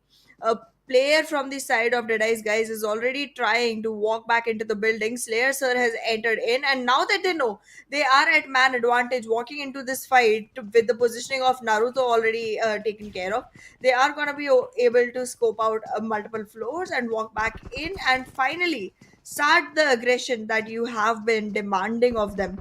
However, this fight needs to come to a resultant as quickly as possible, because once Deadeye's guys is done with this one, they will have another to prepare themselves for, as the circle is about to shrink yet again in no time at all. Yeah, for now, well, Picardo is in the zone. But for how long is the biggest question. Now, the smoke from Slayer that has been thrown in is just to break the crossfire. And Naruto slowly and steadily is also trying to, join this battle, maybe help his team defend pink buildings over here. So, it's not going to be that easy, because once again, the reset has happened. Deathstorm has been brought back up. The rival has been successfully redone. But they're slowly and steadily closing in gap, is what I feel. They have been able to scout out one bottom floor of this entire building. They know no one is in that particular area, so they try to play around it now. Deathstorm does not have any helmet available, so one headshot will do it for him. But how do you push and connect that headshot is the biggest question. Well, the connection is definitely going to be important, considering that right now your team does not look like it's having much leeway walking into the fight. There is definitely a man advantage, but that gets nullified by the fact that Precious Sir is not even participating into the fight on an aggressive stance. He is holding back and making sure that he's able to hold off onto all the information that can be collected. In the meanwhile, Sussex Sir trying to use utilities to make sure that with the help of throwables, he can deal some damage that can be capitalized on by the rest of the teammates. But there are going to be trades of throwables coming in from the side of King of Spades as well, which are looking slightly dangerous. Yeah, King of Spades. I mean, they have a rough idea about all these players' location, and finally, Deadeye's guys, they've got to make a move. 500 meters is what they need to move inside the zone. So maybe either they disengage right now, just maybe take a vehicle, run back towards the zone, or just commit into this fight. They don't have a lot of time to take these decisions. 1 minute at max is what they'll have if they want to commit into this battle. But I think, yeah, one of the Deadeye's guys is already gone. He has brought a vehicle, and all of these players will just jump out of this building and probably not be invested or interested in this battle. They'll surely just maybe go away or not. Forcing the issue, Mamba around the corner. The crossfire is still there. The players are not forcing themselves, and that's a great thing. Faisal also just jumping around the corner, making sure he has the information. Deathstroke finally commits. The shotgun gets to, and even though there's a trade, Deadeye's guys lose two different players in this crossfight.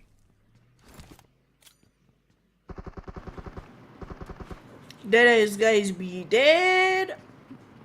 However, there is trades coming in as well. King of Spades has lost to in the meanwhile too, but DEADEYES guys has literally resulted in elimination. King of Spades still has opportunity to survive, opportunity to revive.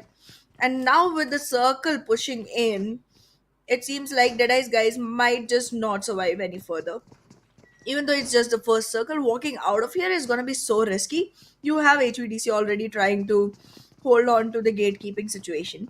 You have King of Spades already on your heads trying to take the best of this situational advantage that they can. And look at that. The spotting will happen, the fragging will happen, but towards the negative side, King of Spades losing two players in the meanwhile. Yeah, Sussex is out though. Sussex sir was surviving on literally 1 HP but gets taken down as well, and now King of Spades will be able to revive themselves and get back into the fight. But it really does not matter because for how long does King of Spades survive? I don't think so for long, considering that only one of their players survives. Even if he goes for a revival and then tries to move inside his own cover, the fourth one has already started to kick in. Then you're also corner to make flags onto you. So yeah, well, the game is over for King of Spades. For MV though, the other team who seem to be in a tough spot over here. One of the players has been taken down, and Fearless, he is the one who just got a little bit of the job done. Not the entirety of it though. Well, currently taking a look at how the teams are rolling in, it seems like we're going to be seeing quite some difficulty faced by the players of HVDC, but more so by the players of King of Spades. This fight was not something that really resulted in their best favor, but for this particular map, Buddy Fritz, I think I'm gonna go with HVDC. Oh, okay. You choose HVDC. They're not even inside the zone. Okay, They will be. that's an interesting choice. But okay, this time around, let me go with the players of, well, not ASL because they literally are on a flat ground and JMEX have the better advantage. DRS. I really don't have an idea this time around, but I'll stick with T2K. Less fights to DRS. see, less fights to see overall, and probably just maybe ignore JMEX. SKYLIGHTZ will be a little bit problematic team, but then again you'll have to deal with one of them at one time. So yeah, T2K I think might just have the last laugh over here. I feel like DRS will have a very strong footing going forward. They have great position this time, and their play has peaked up quite a bit in the second week. But we'll find out. They were gonna be my second choice if I had option to choose two, like you asked me to. I mean, But I yeah. don't have a problem with that if a producer can produce a new GFX to put two predictions of yours and mine on screen and justify the same. So, well, I don't think so. That's possible for him, but that is his call entirely. I'd say. Alrighty. But well, walking back into the circle, HVDC has, as I said, made it back into the safe zone in time. And so has surprisingly King of Spades. 4MV though being the one that makes life difficult for the players of I8WO while they try to survive in a very difficult situation against 4MV and HVDC and being in a position to pick a fight with King of Spades as well. But well, wait a second. What? King of Spades? You made it in all for this, all for getting taken down by two different teams, I8WO and HVDC at the same time. Naruto gets taken care of by I8, and now Deathstorm cannot go long. Although the third party comes in from Aero and he takes down Viper, so now he has a realistic chance of making it inside the zone and probably even gathering up a frag onto Woofers if he survives for long. So that's one thing that Deathstorm can do, although finding Woofers is not going to be easy because he just might get found out by Rogue instead, and that's exactly what happens. Perfect need, perfectly bounced, easy frag for HUDC, and they're still looking strong. Oh, they're trying to initiate a fight they shouldn't. They're picking up players of 4MV while King of Spades player still survives. They haven't completely eliminated the team just yet. That Storm is going to be able to make his way back out of here. But in the meanwhile, the spray comes in. King of Spades gets taken down, but HVDC still not able to connect the bullets onto the heads of 4MV. Just yet. Not the edge of the zone though. HVDC 4MV, both of these teams. So I don't think so. This fight will be too necessary for either of these teams to take. But hey, why not? If you're attempting it, let's attempt it properly. Meanwhile, a Kaz's nade will get another knock. And Soulless, the lone survivor for Seal Esports. Akash gets tagged out by the nade, but Soulless, for how long does he survive? The answer is not long. Because Mondo's nade will make sure that Seal Esports are out of the game. Well, with Series Sports getting taken out, it's just 12 teams remaining, out of which let's begin to count SKYLIGHTZ Gaming out as T2K is constantly barraging them with bullets and the support is way too far to arrive on time. SKYLIGHTZ Gaming losing player after player, and in the meanwhile, the third party advantage rolling in the favor of ASL and DE Venom onto SKYLIGHTZ Gaming and T2K. Ooh. Now let's see though. I mean, 4MV East has been taken down, and will East be picked off? Is the question that I have. Meanwhile, as you said, D Venom versus T2K, that fight is also something that you'll have to watch out for. And I think T2K is one of the players is getting that revival, but one would be lost, I suppose. Riley, on the other hand, has been taken down by No Fear. 4MV East comes in with a knockout to HVDC's Rogue, and even Sanchir falls. Not the best possible stance for the players of Team HVDC. Meanwhile, Deadeye's guys, oh, never mind. D Venom, on the other hand, are reduced to just two. Baron gets that knock onto Ryuk, and it seems like HVDC are all but eliminated from the entire game. Well, it seems like IHC is gonna have some fun on to Leo Esports as well. With 11 teams surviving, IHC definitely wants to make sure that they become one of the top 10. Nonetheless, T2K and Venom DE make it back into the circle, but the blue zone is gonna be a worry for T2K players. However, ASL with the best position inside the circle will be looking good, and in the meanwhile of this whole process, 4MV has taken players off of HVDC. Now let's have a look at what IHC has to say about the situation, because IHC versus Leo, that's a fight. Alex drops down and drops down too. Yeah, that's a great thing for IHC. Even though they just are two players surviving, they take a fight with a more numbered team and have just reduced them to one. It all falls down to Liquid to perform now. The nade will tag down Liquid to just for 1 HP.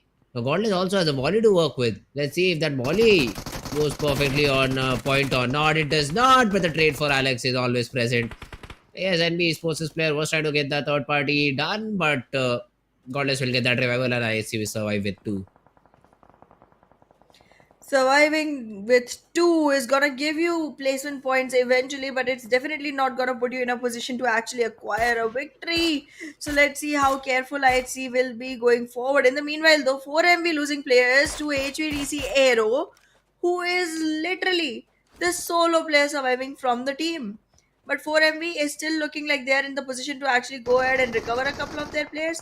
But before that, they will have to make sure that DRS gets taken down, but they don't. And DRS will be losing one single player and acquiring 5 in exchange. They had all the frags for themselves. But now will be third partied by the players of Stalwart Esports who want to have a piece of the pie. The only thing is just don't let DRS reset, because if you do then it's a 3v4 and a fight that you wouldn't like to take. But these nades can be really helpful. Rules is very low on HP and Rose will be taken care of by Action. Now that's a direct frag, but they know there's more. Action tossing another one out. Takes one to the face but does not take a lot of damage on the back of it. Now XMPL on the other hand from D Venom gets taken down and T2K out of the game. D Venom Krita was the last one standing, but he's able to manage to get that clutch and survive for a little bit longer. As of now, survival is gonna be pretty essential, but I feel like Stalwart Esports is having quite a lot of fun with 2-2 split going on with this team. There is HVDC, there is DRS, two teams to take care of, and JMEX is gonna be taken care of on its own, to be very honest. One player already is way too far from the circle and already taking damage. Soon enough, the blue zone will also start pressuring JMEX. but it seems like ASL is gonna make it very far along into this fight, but only far along. Yeah, ASL, they look to be a good team over here. The position that they have is is very good. The compound on top of a ridge, so they will for sure enjoy this good piece of land. Meanwhile, DRS, they will just survive. Not only good piece, they are not having any fun either. So their focus is right now on just surviving. And with IC getting out of this place, maybe Delta feels a little bit more confident to get up, take some loot, get some better guns to work with, or maybe not because Tops just retakes his position. So Stalwart Esports just still figuring it out where the remaining players of Team DRS is at, and they'll just hold their area. Meanwhile, in the process, Venom DE's last remaining player will be spotted down by ASL. The frag gets confirmed, and another team bites the dust. Well, is the map of Miramar biting dust is something we were already expecting, but not in the way that DRS is doing. Pretty fashionable elimination coming in for the side of DRS, but retaliation from the side of STE is gonna be just as strong. And with the perfect placement of the throwable, there might be another frag coming in for the books. With the shotgun surmounting on top, goes in for the fight, tries to take it, but does not make it just yet. STE loses a very winnable fight. How does IC get killed there? There was a big wave from the stalwart player. I mean, Killer was given at least 10 seconds to close that fight out. And now Nirzet has been forced to join the battle. Plus, Aero can also get activated in this situation. Because why not just eliminate STE altogether? Killer still surviving for DRS. Although, I'd say the hopes of getting the chicken are just down to nothing. But still worth an attempt. Well, let's see if this attempt is gonna be rewarding enough, because STE is surviving with only 2 players and one already knocked. Might not have the best situation going forward. Same can be said about DRS and HVDC, the number of teams that we were looking forward to see victors in this one. All get picked apart one after the other. However, this time ASL, JMEX, and NBeSports, some of the unusual names, joining the top 3 position of the map. Considering that this fight between DRS and HV goes completely into a stalemate situation and none of them has a favor to go forward with, we are going to be seeing a completely empty southeastern edge of the map. But what is happening right now? Stalwart Esports, they fell back, but they just fell back into the hands of Aero. Now, Aero has whipped a lot of his shots. That was supposed to be a confirmed knock, which he's not able to get, and now he's running all out in the open. Just wants to get away from the nading range that team Stalwart would have had, and now he's making a crazy run to get towards that ridge. Now he will have to take care about the other positions too, but this dip seems to be the perfect one because it will cover him from the up top plus the players from behind. So for now, the run that Aero made was not good at all, but it helped him survive. So that's good. Well, survival is all you need. ASL being one of the teams that is able to do that pretty well with 2 frags to the name, still with all 4s on board against JMEX, who is going to be having 1 less frag but equal numbers of players on board. JMEX, however, loses 1. ASL gets an opportunity. Will this team be acquiring their first chicken of the tournament? Is ASL looking that strong to you? Because right now, even though trades are coming in, ASL is doing a great enough job to make sure that they take care of Team JMEX. And look at that, JMEX gets eliminated.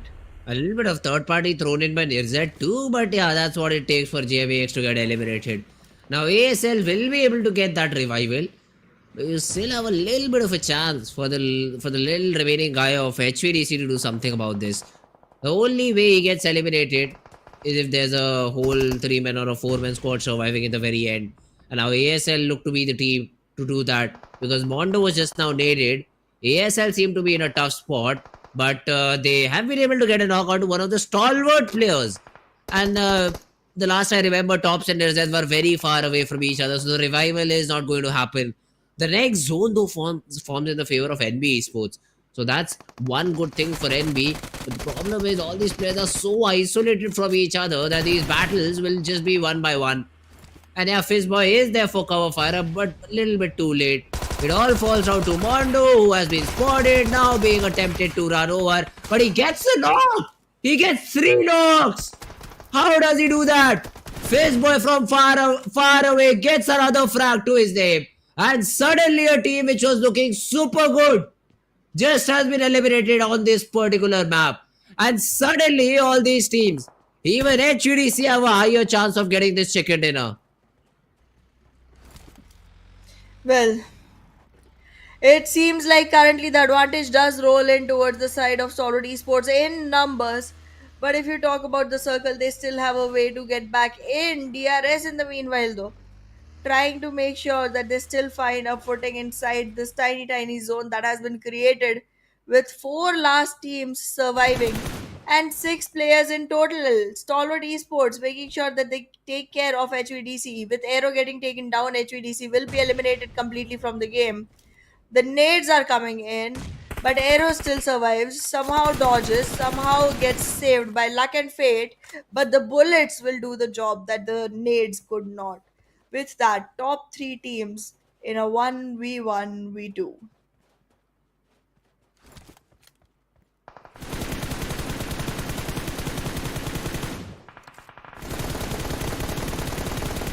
Yeah, this game has just Stalwart written all over it. One by one, all these players are just falling down. Facebook even makes it a little bit easy for Stalwart because now it's a 1v1. Nerzet draws out the player, whereas Tops' responsibility will be to provide some sort of cover fire. He has been able to get himself in the nading range, but Fizzboy also has a couple of nades of his own, so that's one more thing to Fizzboy's advantage. Let's see if he can clutch this 1v2 for himself is the biggest question. Well, every question will be answered one after the other in a 1v2 Fistboy versus Tops and Nirzed. Tops does have an idea of where Fistboy is. Fistboy, the last single pioneer from the side of NBeSports, fighting up against Stalwart in this final battle of map number 3 of the day, Miramar. Both the teams approaching the center slowly and silently, not trying to make much noise, attract much attention. I think there is an idea onto Nirs that he knows where Fizzboy may be, and that might be slightly risky. Yeah, Tobbs and Nerzet both know where Fizzboy is. And I think Fizzboy also has a general idea about both of these players' location. So he's making sure that if he gets an isolated duel, that's what he wants over here. An isolated duel with one of these players. So that he's able to, get that knock and then convert it into a 1v1. He is throwing in some emotes as well because he knows for now nobody can harm him out. Unless Tops is able to reach that particular, I'd say, rock and maybe toss an aid towards him. But it will be definitely very, very difficult. Tops reveals away his position. Does not matter a lot though. But once this 9th play zone starts shrinking in, it will be Fistboy who has to move out of this shack. So how does he go about that is my main question over here. He tosses out a nade, won't connect. He just has one more nade left to his use over here. So now after 10 seconds, I guess as soon as Fizzboy moves out, that will be a problematic situation for him. Problematic, yes. Impossible, no. So let's see if Fizzboy is gonna have the best of his days. With about 13 frags to the name of the team, will Fizzboy be able to continue forward with this fight? Stalwart Esports has twice find themselves in 2v1 situations towards the winning point. The last time they lost a player for no reason and yet won against Apex. But this time, is it gonna be the same thing?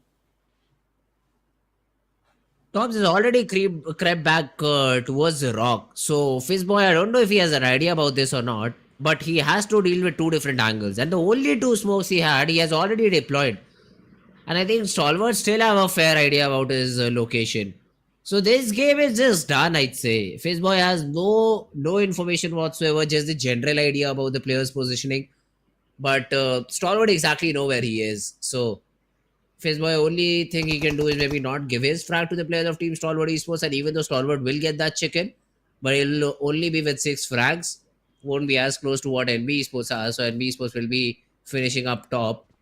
That's one of the things. But let's see. I mean, the decision making is completely on him. He still has a minute to work around with.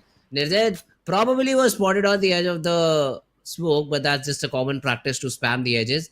So if there's a player peeking out, you suddenly are able to get that 1v1 by Afis boy. He has made it literally clear that he's not peeking out first. Unless given something, he won't peek out first. Top spotted down. He will go down to the play zone. Probably try for a little bit in terms of field battle. But the chicken will be achieved by the players of Team Stalwart Esports. They probably knew it. But what a way. I mean, a third party, ASL making a big mistake will result in a game victory for the side of Team Stalwart Esports. I just Stalwart wouldn't have even thought about this. Well, with that great victory of 6 elimination points and total 16 points, Stalwart gets the victory for themselves.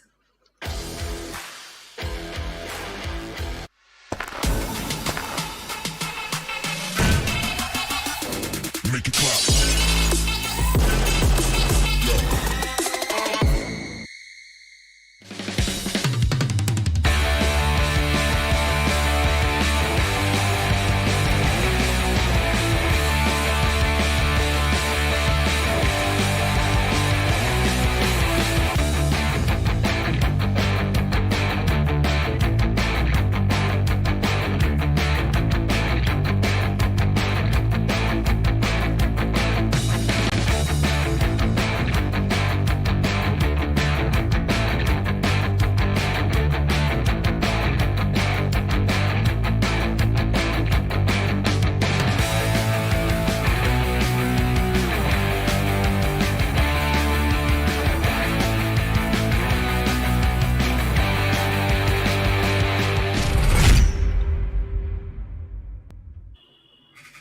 Alright guys, back after a little short break. Welcome back to PMPL SA 23. Me and Ahana are back at it again. Good game of Miramar.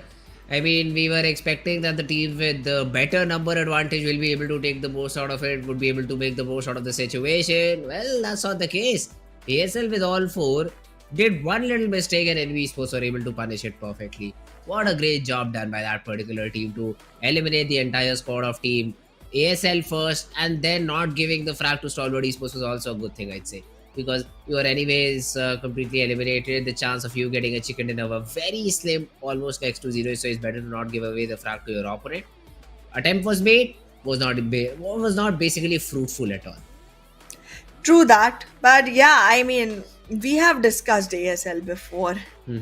We know what's going on. For some reason, this team just does not Yes. close a match, no matter how much advantage you give to them, no matter how much disadvantage you put the other team in.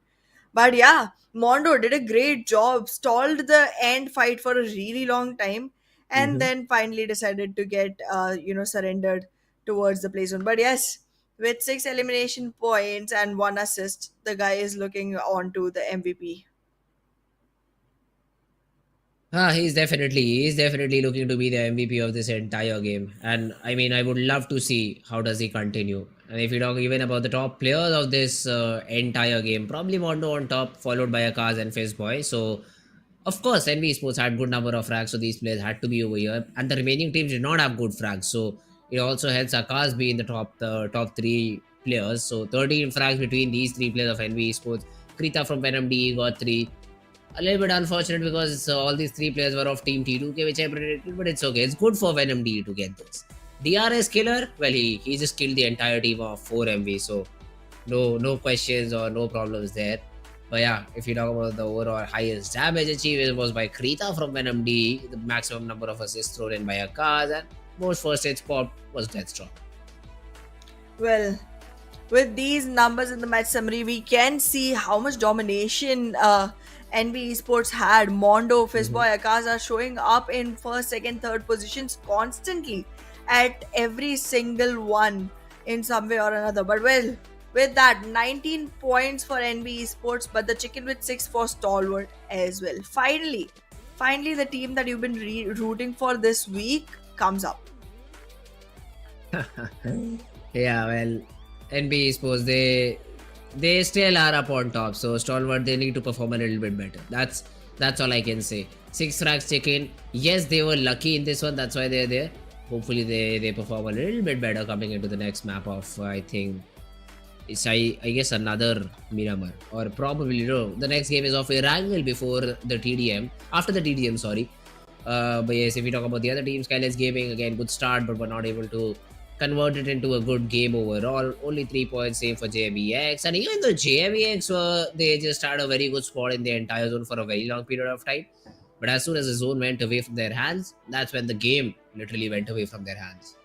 True that. We are gonna have the arena right now for TDM and then Erangel and Miramar.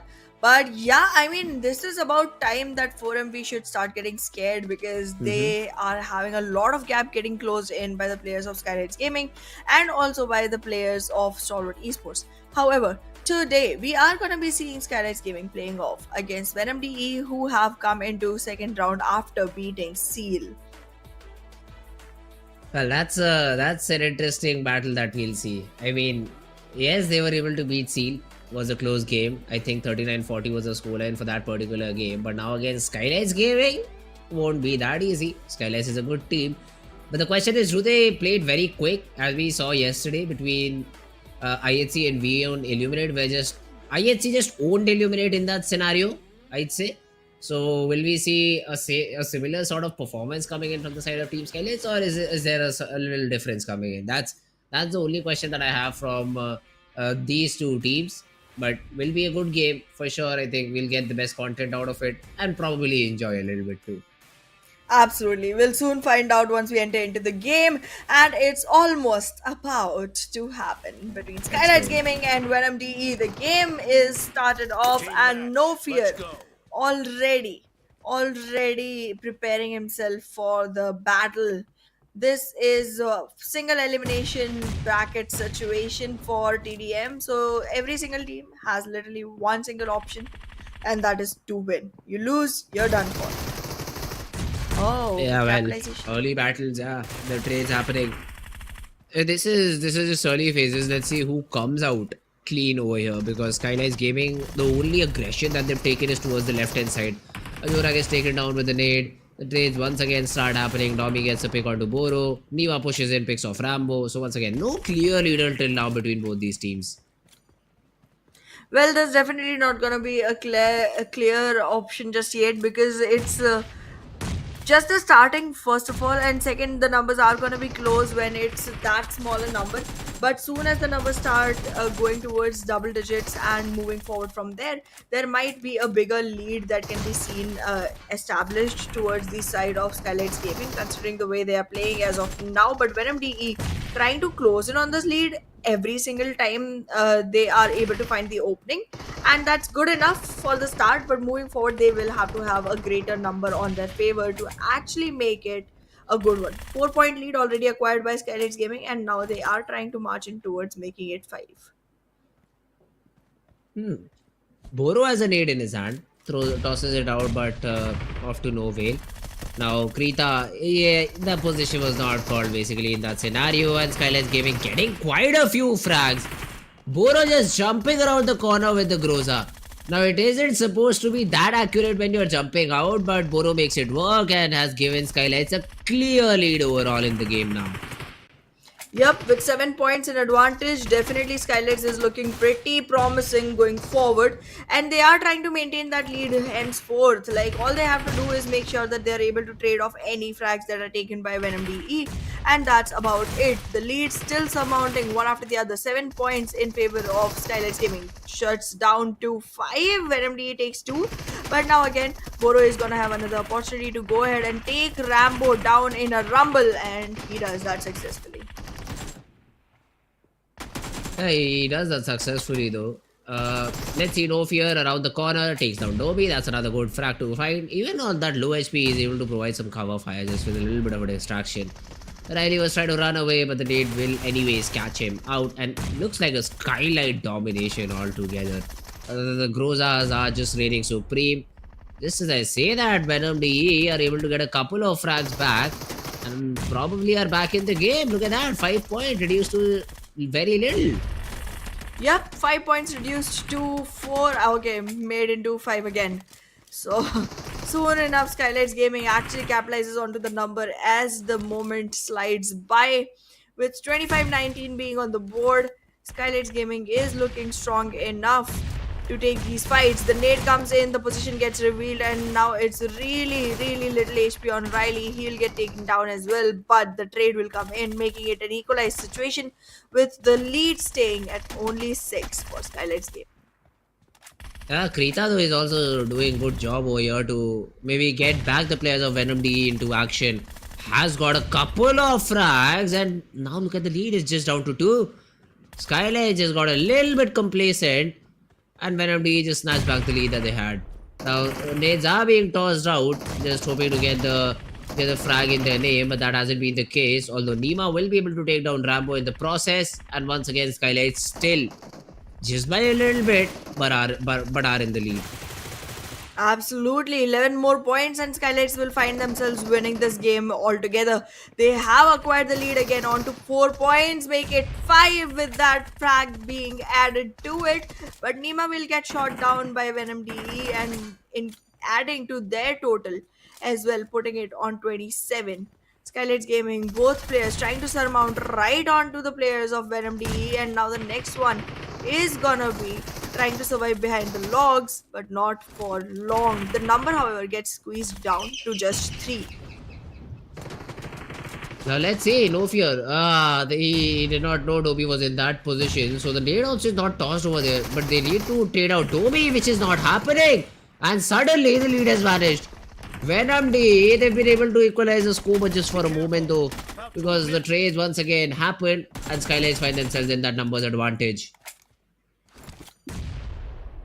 The numbers advantage definitely rolls in towards SKYLIGHTZ Gaming, and with the numbers only being 2, they will have to pick back up as quickly as possible. 4 more frags for the victory to arrive, and that's about it. Venom DE trying to still close in. Very close to it with this frag. Will be able to acquire that equalizer point, and now it's an equal game for both of them. Reset point for both the teams. Both of them went for the hip fire and none of those players are able to connect the perfect shot. For the very first time, I do see the players of NMD in the lead, not for long though, because Mr. Boro just snatches it back. Again, just makes the scoreline equal. He is by himself holding the line on the left hand side.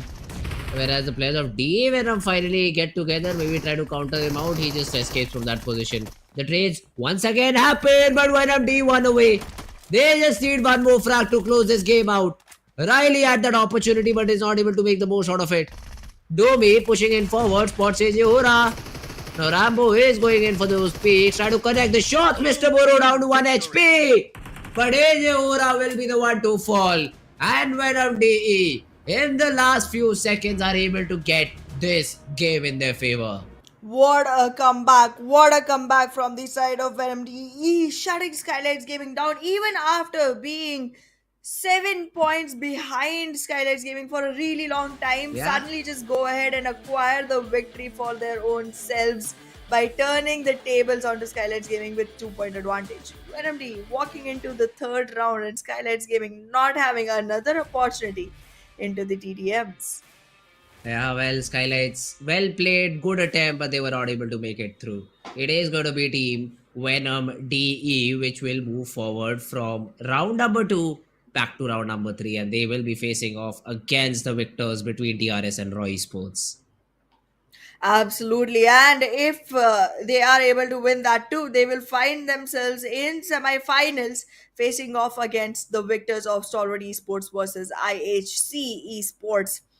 It's gonna be a fun ride. It's gonna be a fun ride. But the first match that we will see, the match that will happen tomorrow, is gonna be between DRS and Royale Esports. The victor team will move forward into round 3. But the schedule, we are onto the map of Erangel, my friend. Well, Arena was won by Venom DE, and there's a pattern that I've noticed. So the team that wins Arena is able to win the next game. Has happened in a few of these ways. So does it mean Venom D has a greater chance? Now if they're in the circle, if they have all their 4 players arrive when we are asked the prediction, I'm definitely going to predict for that. I believe in patterns. I love patterns. Would love to just follow one. blatantly. Well, lucky for you, VenomD does belong to Group E, so they will be playing this Playing it, game, yes. and you can actually go ahead for that prediction. And if you try to go ahead for any other prediction, I'm gonna hold you off. But the condition is that they're in the circle and they have all their 4 players surviving. Only then I will choose them as a prediction. So we'll have to, even if there's just 3 men standing, I won't. I just will take a team with 4 players. So if these two conditions are met, for sure, I'll just go in and predict that particular team and try to make my prediction correct. Unlike some people around me who get close but not close enough. Uh huh. Yes, I'll that's I'll you. see. I'll see you. I'll see you on the other side of this match, Fritz. Yeah. We'll get to that. By the end Okay. of the season, I'm a win the prediction game. Okay. Well, you I can got hope this so. better than you. You might like patterns, but I am the Mhm. queen of patterns because I know math so well. I predict what 28 games have already happened, guys. Somewhere around that number. I don't quote me on that. And she's got one prediction right. So yeah. Same for you, buddy. I don't say I'm the king of the predictions. So I said I'm king you of say I said I'm queen of patterns, not predictions. anything. You whatever you want to say, you can say it out. But it does not Yeah, it yeah. does not mean anything unless you land another correct prediction and I don't. So We'll see. We'll just hope. see. Just hope I don't predict correctly on this Erangel because I don't after have that to I won't hope it. let you I know I speak. will be the one predicting Ah, correct. okay. Well, we'll have to wait and watch, guys. We'll have to wait and watch, and let's see who gets the perfect prediction. I already can see on my second screen that our map of Erangel has already started, so we will be jumping into the game very, very soon.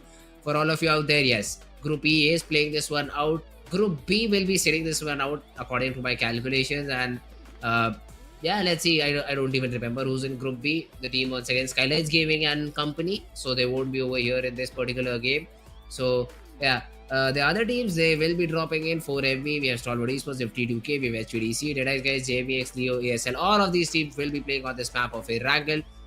Just let's see who wins it out. The played path, I hope for a very centric normal play zone. Nor I don't know what to even call normal nowadays because that now we don't Nah, just nah, do nah. not see normal play zone. It just goes south, north, east, west, everywhere, but for Puchiki. So I'm not sure if we can call anything in this particular map. But hey, let's see the only and the most fun map of Erangel, and here we go. Well, soon enough, buddy. We'll soon enough find out where this plane path is gonna be going. But yeah, as of now, all the way from military base, the plane path is going towards northwest. So across nearby ferry pier, all the way up till hospital, we can see the plane path moving in, and soon enough, we'll see the teams drop on. It's gonna be difficult for teams trying to go to Severny, Stolberg, Kamishki, Yasnaya, even mentioned Lipovka Prison and Milta Power, but everything else is gonna be still right in reach and good enough to go forward with. Let's see. 4 MV early drop because obviously military base DRS is gonna take their leap of faith as well alongside DE Mhm. Venom trying to relocate onto their drop spots. HVDC a quick jump this time. Yeah, it's definitely a very early jump by the player of team HVDC, but let's see whether do they drop in. Solid Esports, yes, Novo, as you set it up. The other teams are also dropping in very close by areas. I don't think so. We'll see any team going to Yaznaya Polyana off the rip. So they will be probably going around shooting range to maybe get a vehicle or maybe somewhere around ruins. Or maybe the circle will go all the way north and everyone will start going towards Yasnaya and Severny and Solber. Yeah, well, that's a possibility because nowadays we see in Oh, circles like that. But no, it says that again wrong, Hana. It has gone all the way down west, southwest to be precise. But I don't think so. A majority of these teams would be happy with the circle because for now, 90% of them are inside of it. yeah, and considering that, it seems like there's going to be quite some riot that happens inside it, and that fiasco will be something they would want to avoid towards the early stages because still a lot of teams are trying to find their footing, considering that it has been a long time since the tournament started, and there's almost equal amount of time left for it to go into grand finals, and the teams definitely have to pick back their pace up from every single position that they can acquire. But yeah, going forward from here, it's gonna be a do or die for every single team that hasn't found themselves in the top 12 positions with a concrete support, with a good cushioning of being able to go through a couple of bad days as well. As of now, Stalwart Esports on to Novorepnoy with 4MV in the military base. Two big teams in one small island. But the main question is, do Stalwart force the fight again? Because they probably can use a military-based bridge to their advantage. So if 4MV come in their way, they'll definitely be punished for it. And if you look at it, that 4MV is also playing it out very passively this time around. All four players in base. Earlier, what they used to do, they used to take the small little compounds around military base. So two of the players used to loot military base, and the other two used to just circle around military base, looting the small little compounds.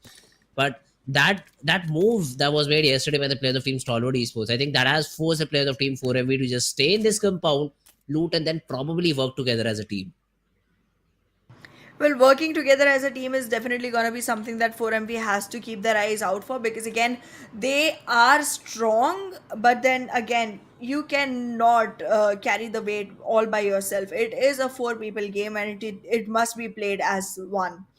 In the meanwhile, those already esport players already acquiring vehicles for themselves just to make sure that the rotation does not become very difficult. I do see DRS and DE Venom very close to each other. And once they start moving in towards the circle, if DV Venom chooses to go for an early rotation, they might face a lot of difficulty against DRS and make your prediction already difficult. But yeah, for the rest of the teams, it's gonna be a very easy peasy move. Stronger Fake Love will easily be able to go for a long rotate and enter in from their own choice of place. I think T2K will be going in towards hospital using the bridge and acquiring the greater fields, and we can see Mabetex in Zarki. They are definitely gonna have to fight off at least one team before they can make it back into the circle. Hmm. Let's see. For now, Maptex though, they went all the way up to Zarki to the northern end. The rotation is not going to be a problem, considering there are far many safe ways, I'd say, to rotate towards the main island. So there shouldn't be a problem for them to do so. But yeah, see, Kirito, Scooby, Soulless, Fearless, all these players are yet to leave their drop too. I mean, CD Sports, where do they? Okay, they're most of the players are around Primos, but it's only Scooby who has come over here towards Query, where usually JMEX drop. So how do they go about this? That's my biggest question. Well, as of now, JMEX has already started to rotate towards Pochinki, and that is a beneficial situation for the side of Seal. I think Scooby is going to be scouting the area before inviting the rest of the team in, because Primorsk can become slightly difficult Mhm. once the circle starts shrinking in. Because if the circle goes at all towards the northern side, actually, leave that. Even if the circle is completely centralized, Primorsk is not going to be in it. And trying to move in from Primorsk becomes difficult because longer rotations also require you to go into water before making it back in. So that's just one thing they do not want to be a part of. So we'll see how it goes for them. In the meanwhile, though, JMEA is acquiring a frag for themselves right onto the players of ASL. Now, this team is such a hit or miss. They make it either all the way to top two or they get taken down in the beginning itself. However, their performance is similar in both cases.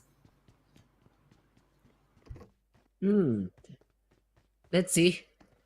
If we talk about the next zone, I'd say if this is a zone which again ends around Query, Seal would be in a very good spot. Even BITX CMF. But this first shift is all about, I'd say, how the teams adapt to it.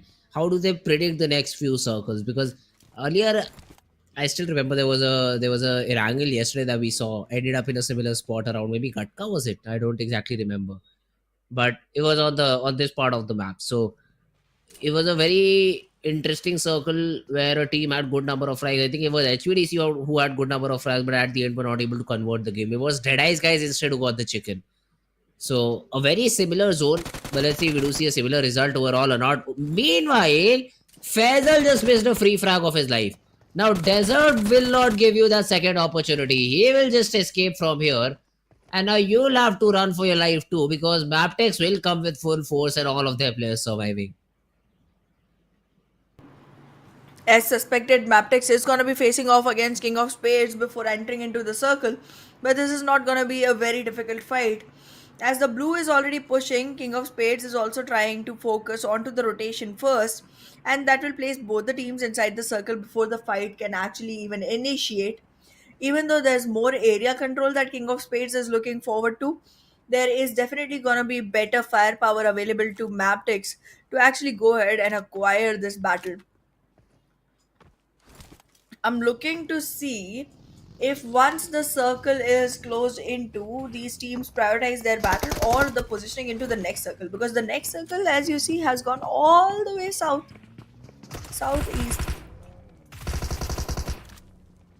The Stalwart Esports, meanwhile, they now what do we call a snake in Erangel? Is it a snake? Is it a camper? Whoever it was, Stalwart It's Esports an were able to earthworm. deal with it. Oh yeah, that's a good one. It's an earthworm. So they were able to deal with one of the earthworms of Team ASL. And yeah, it's all down to Chari and Assassin now to maybe survive, which is again not going to be which is not going to be an easy thing considering D Venom are also in the battle. Krita tagged up quite a bit, but the support is there for Rambo. And Krita leaves his healing out. So now he just might go to the play zone and Rambo gets left all alone. But the pre-fire will get the job done. And Krita probably popped a bandage because of which his HP is not depleting, and D Venom will survive with all their players standing. Exactly, and soon enough they will be inside the circle as well. So you will have the opportunity to go ahead and choose them when the prediction call comes in. But yeah, as of now, stronger fake love still trying to make their way back in, very close in periphery to D Venom, and that's gonna be something D Venom has to be secure about. And look at that, the moment we start talking about it, Rambo gets taken down by stronger fake love players, and now being outside the circle, investing into these fights is gonna be a pretty heavy cost for D Venom to pay for making it back into the circle. Stalwart Esports though. Sorry, Stronger X Fake Love though. They were the ones I think who trifled against the players of Team D Venom. Yeah, they get a knock. But what after that, huh? What after that? They'll easily retaliate, which is a good thing, bear in mind. Because you would never like to have a fight outside the play zone. You can maybe gatekeep from a different angle. That's entirely on to you. But then DRS is also nearby, so you'll need to be careful about that. HVDC is also nearby, so you'll need to be careful about all of these different things. Well, being careful is something that our teams have really not learned just yet, because they do try to overextend and overaggress into a lot of fights that they shouldn't be a part of to begin with. But well, this time they did not commit to a battle in the military base. 4MV and Stalwart Esports happily making it into the circle, and now close enough to actually go ahead and fight this one off. Talking about who will take this one, this time I am gonna be going with 4MV. Cool. HVDC is what I'll stay with. Because Hey, all their you four had players to are go with D surviving. Venom. They have all their players. They are inside the circle. HVDC or DE what? Venom. Wait. D Venom were the ones who won the Yeah. who just won. Okay, yeah, D Venom. But wait a second. Yeah, D Venom. No problem. But wait a second. Yeah, D No, Venom. wait a second. Wait a Nice. second. No. That's D Venom. Deadeye's guys, not That's D Deadeye's Venom, guys. Come on. producer sir. Come on, Echo Boy. I want D Venom in front of my name. I want the snaky symbol that they have. But no, wait a second. See, Rambo got taken down. Shall I change my prediction to No, HVDC? not now.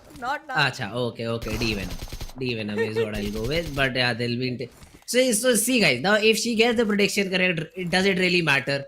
Because I was just Wow. forced into making a bad prediction. That's You That's what forced happens. me into But it's choosing okay. 4MV once before, even though they had They had literally all one four. player surviving. They had all four surviving and you predicted it, but as soon as you predicted it, they went down. So that's what happened. But it's okay. It's okay. I still believe in my two guys that are still surviving. They will take my flag and probably give me another correct prediction. We'll see. We will see. As of now, your team is losing players. So is yours. 4MB down on the ground. Apex is completely out of the equation. So let's have a chat about that too, because it seems to be Dog is falling back, which is a good decision. So I'll be honest about this. It's better to fall back from this particular position, because first of all you're around the bridge area. Now there's a hill up top too from where you can get third party. So it's better to just play together over here rather than taking these individual battles.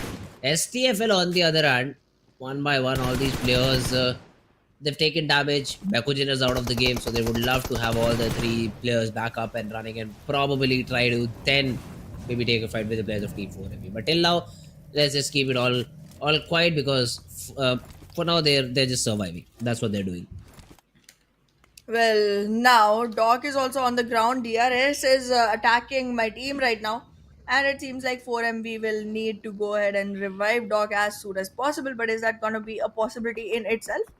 That's not looking like it, because DRS already has their crosshair set onto 4MB and are trying to take Doc down. And the rest of the team is not even very close to be actually able to do that. Mabetex, though, with a very long rotation, trying to make it back into the circle. But in the meanwhile, gets taken down by bad intention players.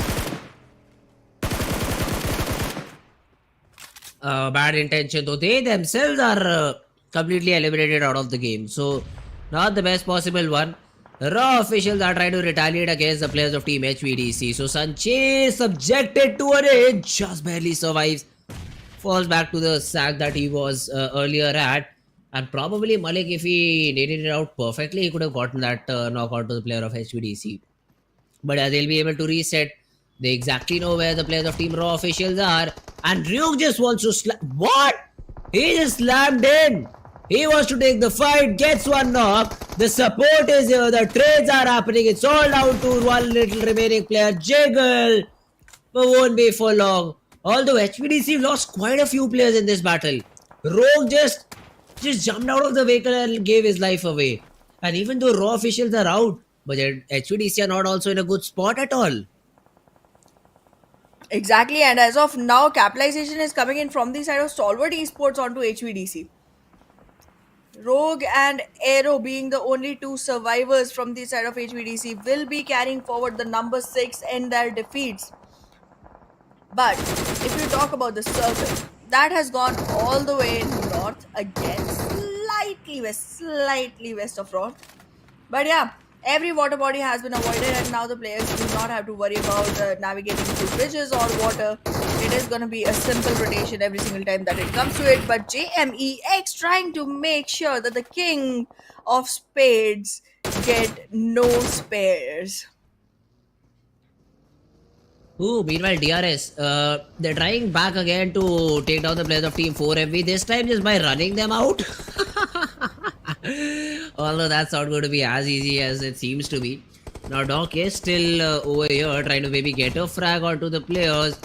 Baron has been tagged up quite a bit, but Delta is the first one to fall. But that's a third party that comes in from the player of Team DE. Venom on the other hand. So it will be Dog who just third parties and secures that frag on this particular area. But yeah, a good attempt for DRS. The worst way to execute this is what I'll say. Well, another one getting taken down from the side of DRS, and 4MP just looking good right now with the numbers that they are accumulating into their backpack. In the meanwhile, HVDC also being heavy for the side of DEADEYES guys to be able to deal with. And with 3 eliminations, 4MV acquiring a position for themselves where their one lost comrade can be, compensated for. But then you gotta keep doing it for longer and keep coming back stronger, because make my prediction come true. Okay. Yeah. Let's see. They for now are being pushed into two different teams. So one side they have Stalwart Esports, the other they have STFL. The good thing is And they they're have inside the zone. DRS.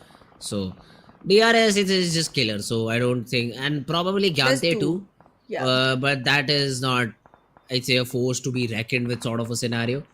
Meanwhile, DEADEYES CMF they just get eliminated over here with the Slipknot taking the last final shot. And Leo Esports surviving for a very long period of time. So that's a really good thing. All four players still in the game. Good adjustment made by them probably. Well, in the meanwhile, Venom DE loses one player to 4MV, and that knock has to be revived as quickly as possible for the side of Venom DE. No aggression coming in from the side of 4MV though, and that's going to be good news for DE Venom to actually go forward with.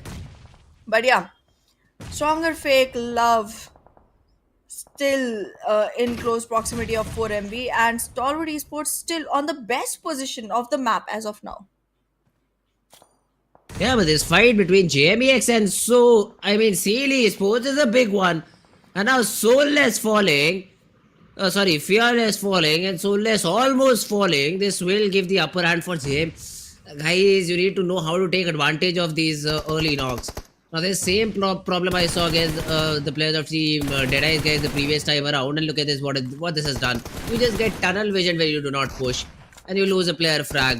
The second one falls down to Kirito too. Kirito is just doing the heavy lifting with the DBS. It goes boop, boop, boop, and only that remains is orange. And even though JMEX got 2 knocks onto Scooby and Kirito, off to no use, off to no value as they just get completely eliminated. Stalwart Esports, though, in a fight with players of Leo, trying to be marched in on, but from a very, very concentrated, singular area. These nades are definitely going to be dealing damage on both sides of the fight. And in the meanwhile, T2K will take care of King of Spades. That's another good fight to win for T2K. I'd say this will be good for their confidence overall. HVDC on the other hand takes down Tommy from DE Venom. So that's another good, I'd say, initiation coming in for the side of Team HVDC. Rick gets a knock onto Giro. But this fight on our hands, Leo, they're completely constricted outside this particular warehouse overall. So even though they're getting those knocks, but the revivals are coming in very quickly, and then the third party too, man. This is not looking good at all for Leo Esports. This is what I was talking about. They get a good start, but somehow in the mid game they lose players and they're not able to make it through. Because as Jeta Hota Slipknot already take it away. Slipknot was the guy who did the major heavy lifting for you. And now it's all down to Nova and the last remaining player. So yeah, that's not the best possible result. Meanwhile, Mabetex has been taken care of by T2K, but they themselves only have 2 more players surviving. So all these teams, they are taking fights, they are winning battles, but they're not thinking about the bigger war which they're losing overall in this map. Exactly. The more players you lose, the harder it gets to come back into the fight, and that can be said about your prediction as well. With only one player surviving, Venom DE with slightly low HP is gonna have a very hard time, and look at that. The complete elimination comes into picture as well for this team. With that, we are gonna be seeing only the top 8 teams on the board as of now. Top 9 actually. 9th position for T2K. They were fighting Mabetex. They did win that fight, but they could not survive the next one. Yeah, that's the fight, and that's the war that I was talking about. They do not see the bigger picture, most of these teams. They just wanted to get in, take some fights, get some early points. That's about it. Stalwart Esports, don't look at this. They have spotted the players of Team HVDC just crawling around in the open barn field, and they've been able to get one of the knocks. Confirmation wouldn't be that easy at all, so they're just still holding the angle, making sure nobody peeks out of that area. They just focus on the revival for now. But the circle is what I'm interested to see. It again takes a little bit of sudden shift, but just favors the players of Stalwarts altogether. That barn house is a center of attraction and only has open fields all around it, except for the hill above where Team 4MV is located. So probably you'll not need to be worried about that. Stalwart could just literally climb on top of these houses and maybe try to take some frags. That's what they can do. But what right now Seal is trying to do is sneak up on the players of Team 4MV. Each does not know that Scooby is in this position. And this guy can really toss a nade, but he just moves away from that location. But if Seal can really creep up, close in, get the frags, get the job done. It could be really beneficial for them.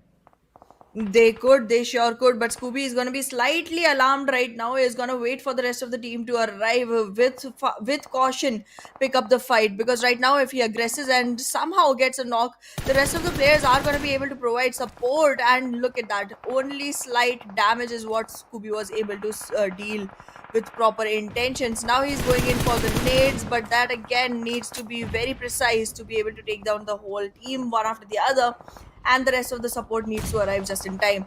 However, DRS coming in into the picture is going to be slightly difficult for 4MV to make it, a single fight at a time. With the nades, however, a lot of damage has been dealt onto Rulj. Well, Rules is difficult. He thinks he'll survive. Cute little Rules. Falls down, and then even Killer goes down to riff us in that particular scenario. So SCFL also having a good game till now. The only problematic thing is they only have 3 of their players surviving.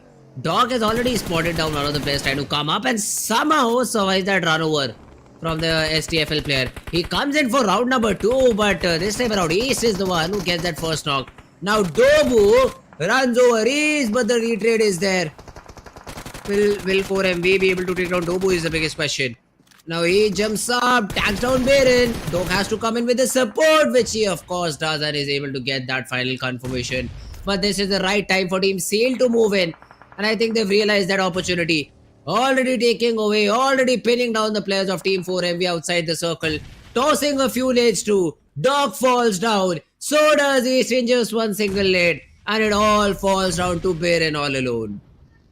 Dog gets taken completely off of the map, and now Seal capitalizing on the situation in hands. Baron alone is gonna be hidden for a while, but will not be able to secure the fight. There is scoping going on all around. They will be able to pick out the position, find out the position, and locate Baron and take him down as well. Now it's last 4 teams surviving. Stalwart Esports in a great position alongside Leo. And other than that, we are seeing HVDC with 1 single player and Seal with all 4.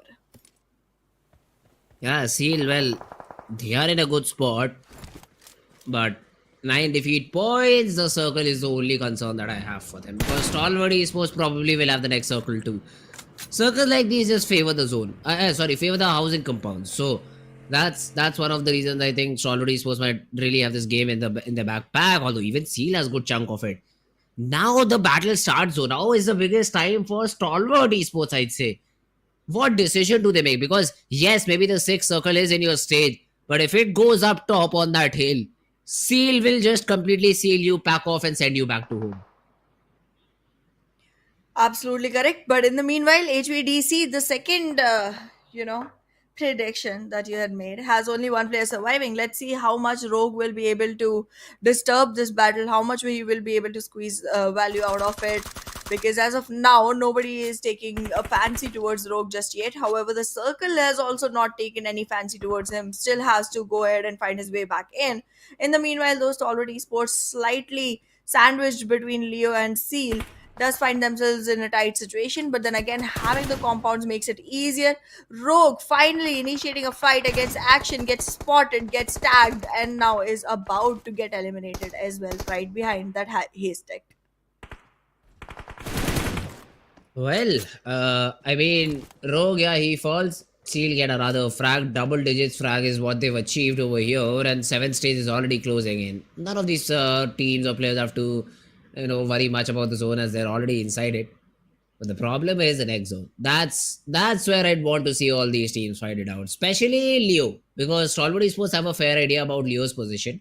They know 2 of their players are still outside the warehouse area. Plus, they're just giving it away, sort of. They're like, yeah, bro, come to the compound. That's where we'll fight you. We'll just leave you if you want to be in warehouse. Be in warehouse. We don't care. We don't want any trouble for now. Let us peacefully fight against the players of Team Seal Esports. That's what they're doing right now. But Seal, the good thing is they're scouting out the area nearby. They're making sure they're not in for any sort of a surprise. And they know how to deal with a bad zone if it comes their way. So the next 10 seconds are going to be very important for both of these teams. Nobody can afford a knock, as the other team would love that opportunity to push in. But the thing is, Leo can play the spoil sport for either of these teams. So getting a chicken will be a difficult thing to do, but playing spoil sport would be a fun one. Another zone, and again both of these teams will find themselves inside the zone, so no trouble whatsoever. But Stalwarts will be favored because they are more towards the center of the zone, and considering the ninth zone will shrink in fairly slowly, but Stalwarts won't be forced to move first. It will be Seal who would be forced to move first, and as soon as they try to do it, they'll have to first fight it against Leo Esports. Well, Leo already capitalizing on the situation, throwing in the nades, trying to make sure that Scooby is taken down at least, making the numbers slightly favorable for their side. But yeah, as of now, it seems like Stalwart is gonna have the biggest chunk of this match. Seal constantly with numbers getting taken away from them, struggling to make it back in. Leo getting in the way of Seal and playing, as you mentioned, the spoil sport for this particular game. For them to get a chicken is going to be a very difficult thing. So that's the best they can do. Just play the spoil sport over here overall. Now Nova, he still is holding that particular angle, as a UMP as well with Liquid. Zone number 8 closing in. Next 30 seconds, no knocks to be available for either of these teams. But Scooby has done one good thing, at least created a different angle. So maybe they know that they'll have to just care about the houses over here once Team Seal decide to push in.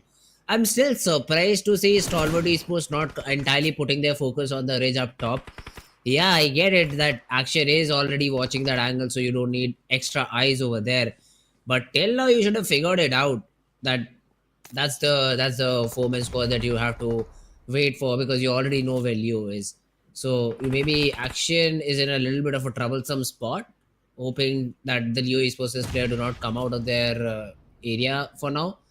But yeah, other than that, it should be a well and good game for the players of Team Stalwart. Yeah, there we go. Scooby gets that first knock on to IC. We'll have to have the confirmation too, unless Noah's nade just steals it out entirely, which it does. Now Liquid is trying to throw a nade himself, will be caught. Although Fearless gets that knock on to Action. So the player up top is no more there. The counter knock on to Kirito is present, so Seal will lose another player in the process. But Leo is trying to make the most out of the situation, because even Noah gets the reset that he needed. Seal have already pushed into the squad house over here. Fearless falls to Nizzet's UMP 45, but IC is also very low. Now Leo realistically have an opportunity. One good nade or one good knock on to Stalwart Esports is all they need to get this game in their favor. Let's see if they're gonna be able to, because the nades definitely are getting used from the side of Leo, but so far for no results. Stalwart Esports losing players alongside Seal, and 1v2. now with complete elimination of Seal, it's gonna be Stalwart Esports. Only one player surviving, rest two knocked on to. Leo still trying to find out where the players are, still struggling to find out the position. Finally gets a dragon. Leo Esports wins a match that was not anywhere suspected to be their cup of tea. Now they turn it into their plate of chicken dinner. Wow, man, with just two players finding the perfect timing every time. And Leo, we were talking about them a few games ago, that this is the team which we would like to see get a chicken. They just don't know how to end the game, blah blah blah. They said, guys, shut up. We know how to close a game. We know how to play it out perfectly. And that's what they do. Leo Esports, ladies and gentlemen, are the winner chicken dinner achievers of this game with a total of 17 points.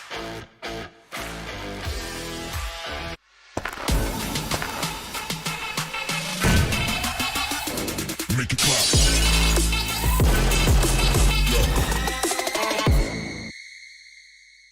A new 1.6 by 1.6 kilometer map is coming to PUBG Mobile version 2.7. In this map, there are several energy zones where you can receive random attribute boosts, such as increased speed and health recovery. At the same time, lots of supplies spawn in the area. Be sure to grab them while you can. After finding all the supplies in an area, you should keep moving to find more supplies. The fastest way to move about is through portals. Go through one to teleport to the other side somewhere else on the map. After exploring an area, it's best to teleport somewhere far. However, it's important to note that there's a cooldown after use, so it can't be used too frequently. If you want to travel across mid-distances, be sure to take note of the updrafts on the map. Get close to an updraft to get lifted into the air. After reaching a certain height, you'll descend back to the ground. During your descent, you can freely adjust your direction to head to your destination. This transportation method is very handy for escaping dangerous situations.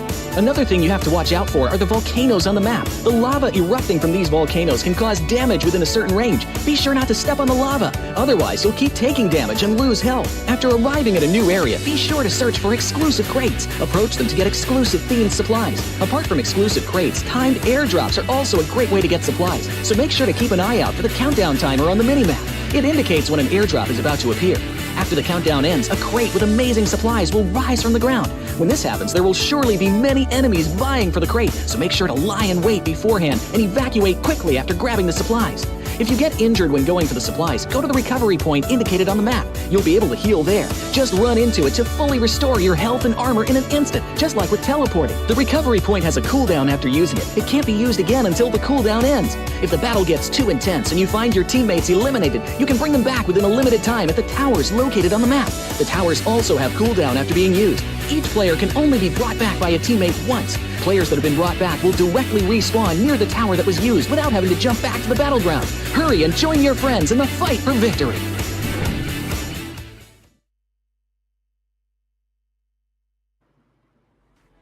Alright guys, back after a short little break. Welcome back to PMPL SA 2023.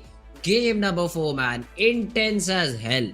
This game was just completely outstanding. I just had a lot of fun watching it. Leo with a perfect third party. They're just able to show the team that they are also over here to fight. They can get the chicken dinner.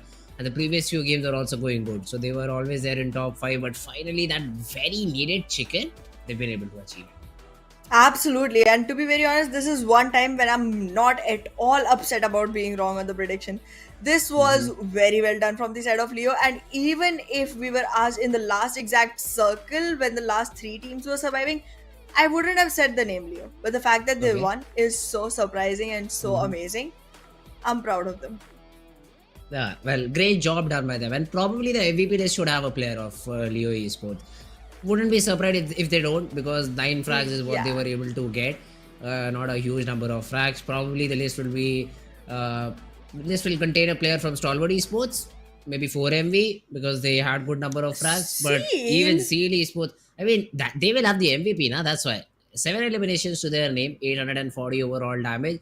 Probably 2 players from SEAL, because we have what 16, 17 frags for SEAL Esports. I don't correctly remember, but they had a good number. Yeah, we'll soon find out in the top players how many players from SEAL we're going to be finding. And yes, it is 2. There's 7 and 3 in total with Soulless and Kirito itself. Jane with 5 from the side of T2K.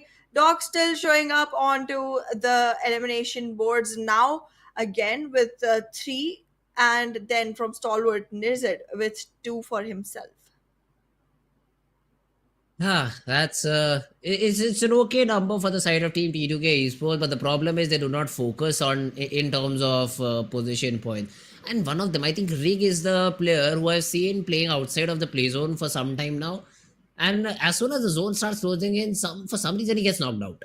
And then T2K lose a player. I observed it in the previous game because I picked their team to be my choice of chicken dinner team. That same exact thing happened. And in this game as well, I noticed the T2K, one of the players, playing very far away from their remaining 2 teammates because they lost one very early on. I don't know what's the reason for that entirely, but I mean, there is some sort of strat, but seems not to be working. So T2K better to go back to the defaults.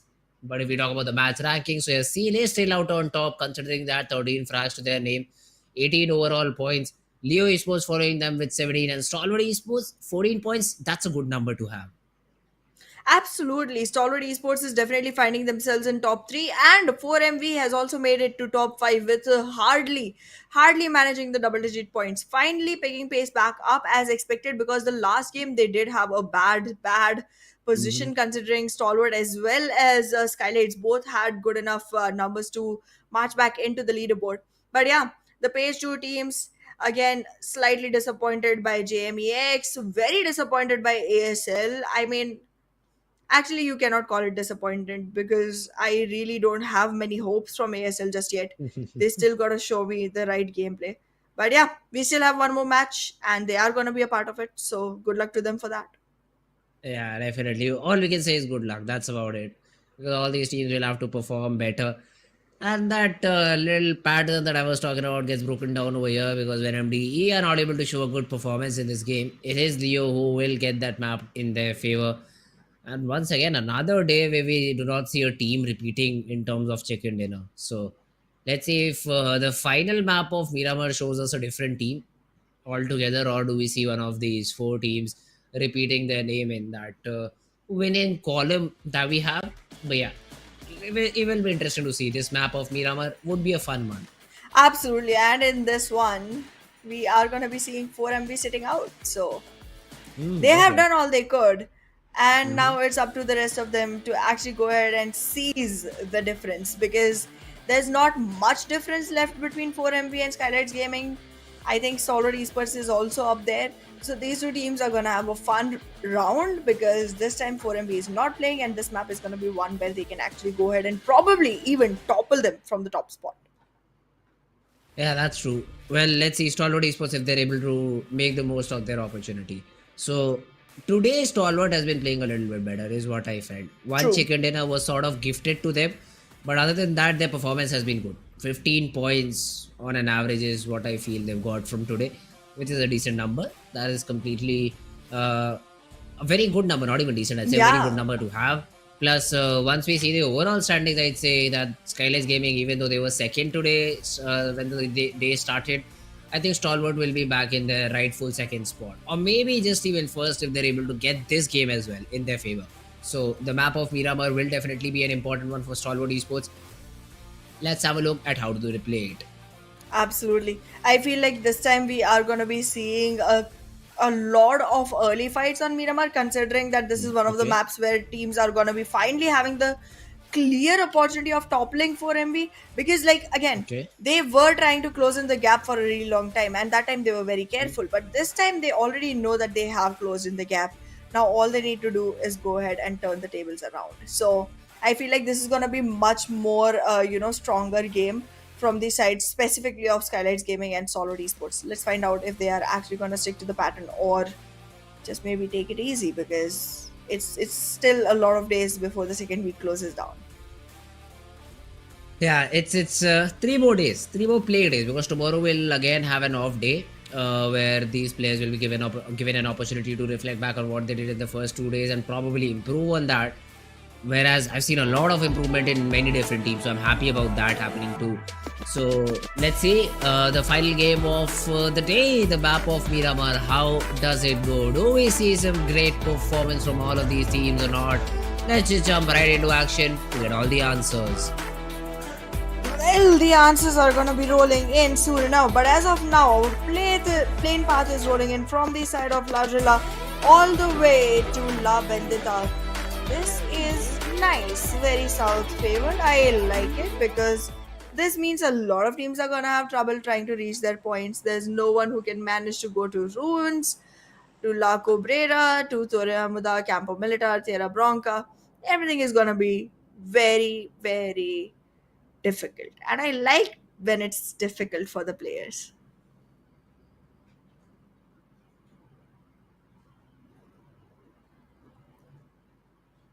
I'm a person who's very celebratory when teams have it a difficult time going forward. But yeah, as of now, I'm having slight difficulty finding out which team is this. Okay, King of Spades trying to go all the way far, far away from where they should be. Now imagine King of Spades making their way all the way into ruins and then finding out that the circle is down south because that can happen. That can definitely happen. We'll find out soon enough where the circle is going to be because that's one thing I am keeping my eyes peeled for. And wait a second, this is a very, very optimal situation for the teams because it seems like the circle, as you guys can see, is going to be right in the center. Beautiful. Not much difficulty for most teams. Slight difficulty for D Venom and Valle del Mar. But yeah, the rest of them are gonna have some fun time trying to walk back in, unless King of Spades decides to go all the way into ruins. Then it's slightly difficult for them as well. But everyone else is gonna have a fun ride into the circle. Most of them already are inside the circle. SKYLIGHTZ Gaming is slightly away, but I think they are trying to make their way towards El Pozo.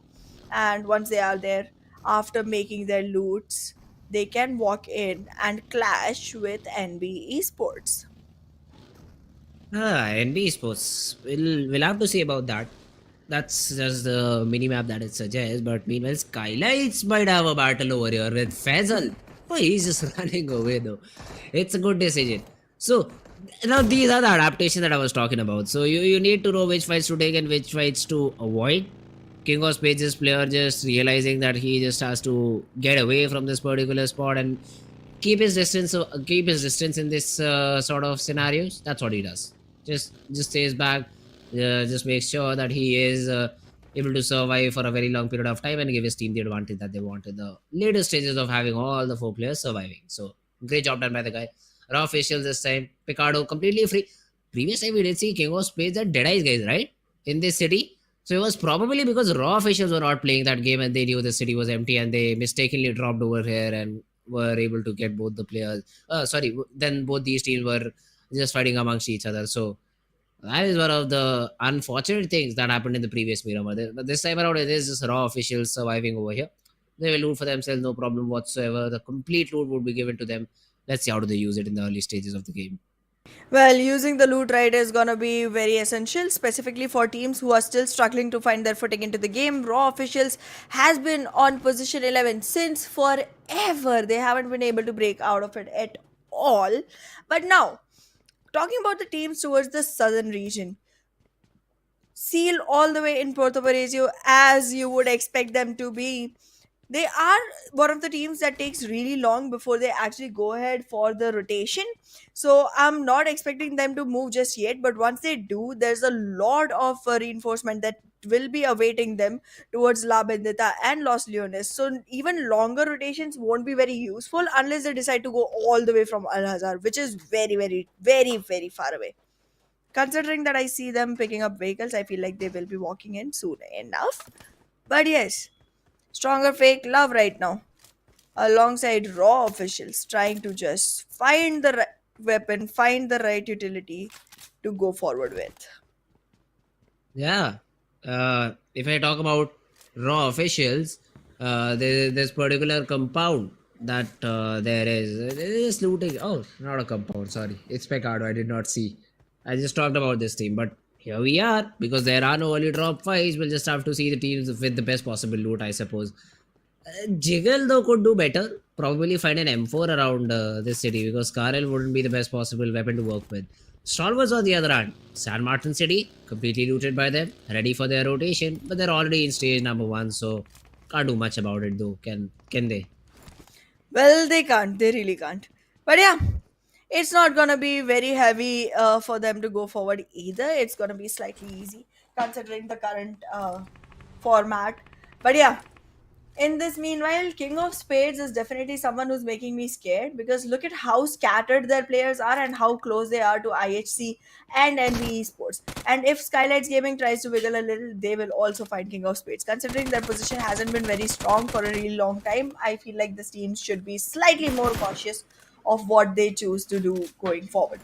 But yeah, the center of the circle is gonna be surrounded by Stalwart Esports, Leo Esports, DRS, and these three teams definitely show a lot of promise today. So I am gonna keep my eyes out for all of them, but I'm gonna hope for DRS to take this one. Oh, okay. DRS, huh? Just seeing who's in the center, calling out the name. Great prediction, Hana. We'll There's have to literally see, three wait and teams see. in the center. No, but DRS is in the dead center. That's what No, I'll the give you dead as center the... is with Stalwart Esports. Where is your math? Huh? Draw a circle right now on the screen and check. I'd Oh, say you can DRS check is it with in the center. lines itself. The circle literally has Hacienda del Patron literally in the second center and it's Stalwart Esports. DRS is slightly right It's of the center. Come on. Hacienda that... Nah. I don't agree. I don't agree. I gotta But see we'll have you to in agree on office one tomorrow thing. and we'll draw the circle. We'll find out the Okay, stream, we'll freeze done. it here and draw the circle. Okay, done. We'll do that. But right now, Raw officials have been able to get one of the players of Team DO Esports down. So that's another good thing for Raw official early. I did not even know that you could just run on this part of the map with your vehicles. I thought it was always supposed to be out on foot. But it seems to be it's for a good reason because Praveen just stuck his vehicle, so he'll have to find a new one.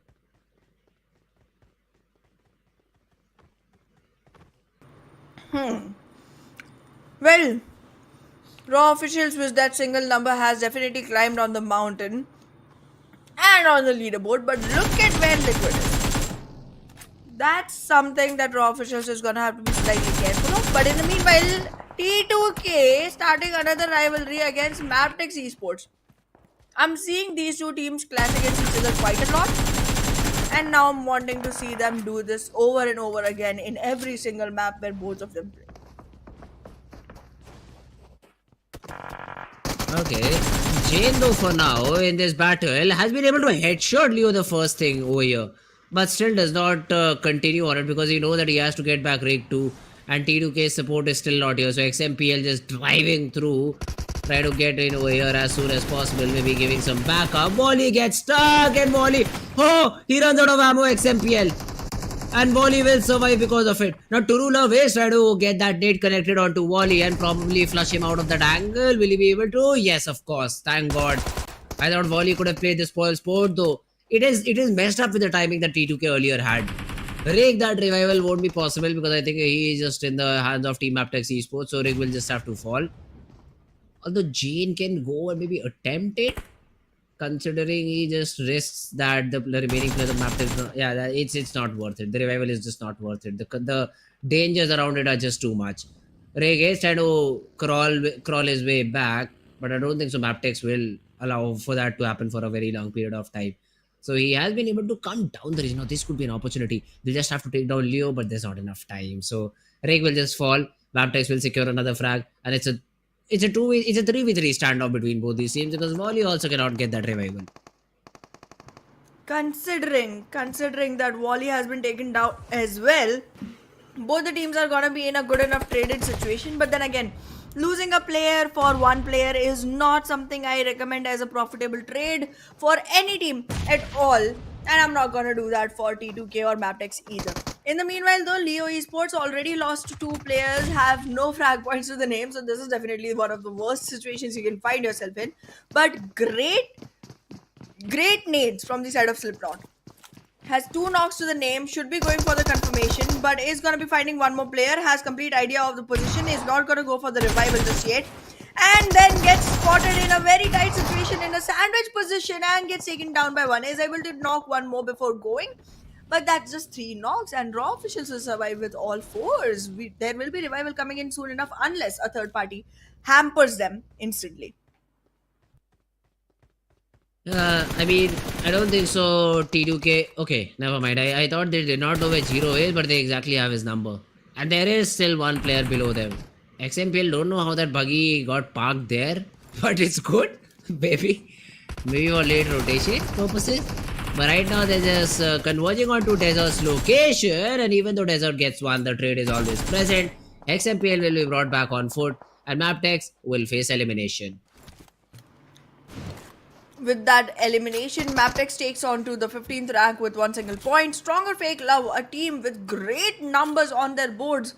A great, heart-stealing performance at one point. Now survives with only 2 and make it 1 in no time at all. Because now Refuse is the only one who will be able to refuse his own elimination from the side of Stronger FAKELOVE. The rest of the team is already tata bye-bye back to the lobby. But yeah. With that, the circle now keeping the middle of Graveyard slightly north and San Martin slightly south as the center is gonna be forming slightly in the favor of Stalwart again, with NBeSports trying to be a spoil sport while King of Spades tries to become a thorn in the way of DRS. SKYLIGHTZ Gaming having an easy way in. However, Mafia Ninja has still not battled the blue just yet.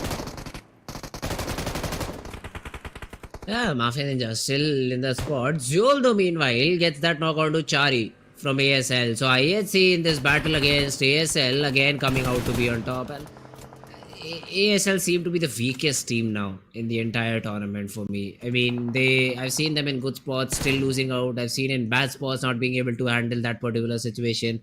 ASL really need to rethink on their strategies and maybe come up with a different game plan altogether in this one bravery that they have. Because till now they've not been able to show us good performance, let alone a chicken dinner. So yeah, ASL facing elimination, get eliminated. Venom D this time around, they spotted down demo of IHC and are trying to take some shots, although Krita this time around won't be able to land any of those. And IHC will just have information about that particular team. But this fight over here between King of Spades, that Storm again needs himself. Now, the good thing is he's seen this after an entire week. But the bad thing is, why is it still in the game? Why are these mistakes still being repeated? NBeSports, let's see if they use this situation to their advantage or not. Although Desktop has been brought back up into the game, King of Spades seem to be in control of the situation back again. Well, it is about time for us to go out on a limb and pick out one team that we think can win this. I'm gonna stick with DRS because if I choose anything else, you're gonna get in my way. No, I'll go with Stalwart Esports this time around. I think they have the good zone, San Martin zone I around wanted to go around for that the same, particular but city. then I already picked DRS. Yeah, it's okay. It's fine. You will be again proven wrong. I might be true, but it's okay. But right now, Akash tosses out a nade, damages the player out, but still survives. That's the most important thing for both of these teams. Talking about important things, as of now, it's very important for IHC to get their fallen comrade back up. But in the meanwhile, another nade coming on to the face of Deadstorm. Did he manage to do it twice in one single game? Yes, he did. Wow. And still NBeSports is not capitalizing on the situation. Brilliant. What more can I say? I mean, it's only Akaz who is all alone in this battle. For some reason, neither is he falling back, nor is he trying to commit into this battle. Now, not committing, I do understand, but why is he not falling back? I mean, he can ask for a little bit of cover fire from his own teammates and just try to run away. But okay, yeah. All these vehicles are stuck in the favor of King of Spades. So they have an idea about that particular situation. That's why they're not pushing in for now. So King of Spades, Deathstorm, just working around these corners. Still, it's just stage 3, so you really don't need to throw into... I mean, not just force any battles. That's why King of Spades are taking their sweet time. If you talk about Faisal, Deathstorm, they all just are holding angles over here, making sure that they are inside the zone. Akaz's nade, if it gets to, maybe that's the time, then they'll... then the players of NBeSports would like to push in. Mondo gets the retrade, yes. But getting back Akaz, I don't think so is going to be easy at all. Well, things are definitely looking difficult for the side of NBeSports, even though they were in a much advantageous position walking into this fight. The support is so late to arrive that I think the revival will happen for the side of King of Spades.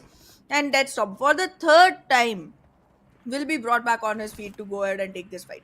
However, the more he gets knocked out, the more quickly his HP will deplete once he gets knocked again. And that's not going to give enough time for players to go ahead and revive him every single time. But let's see how many times King of Spades is going to put their money on to reviving Deathstorm. Considering twice he literally knocked himself on his own. Yeah, let's see though. Sekujin right now for NBeSports is fighting against Delta. And the nades are definitely tagging Sekujin. Has been brought out to very little HP. Now Nima on the other hand is able to take down Domi in the process. The molly will land and Sekujin, he just moves away. That little pixel out of place will help Sekujin survive and that molly wouldn't connect.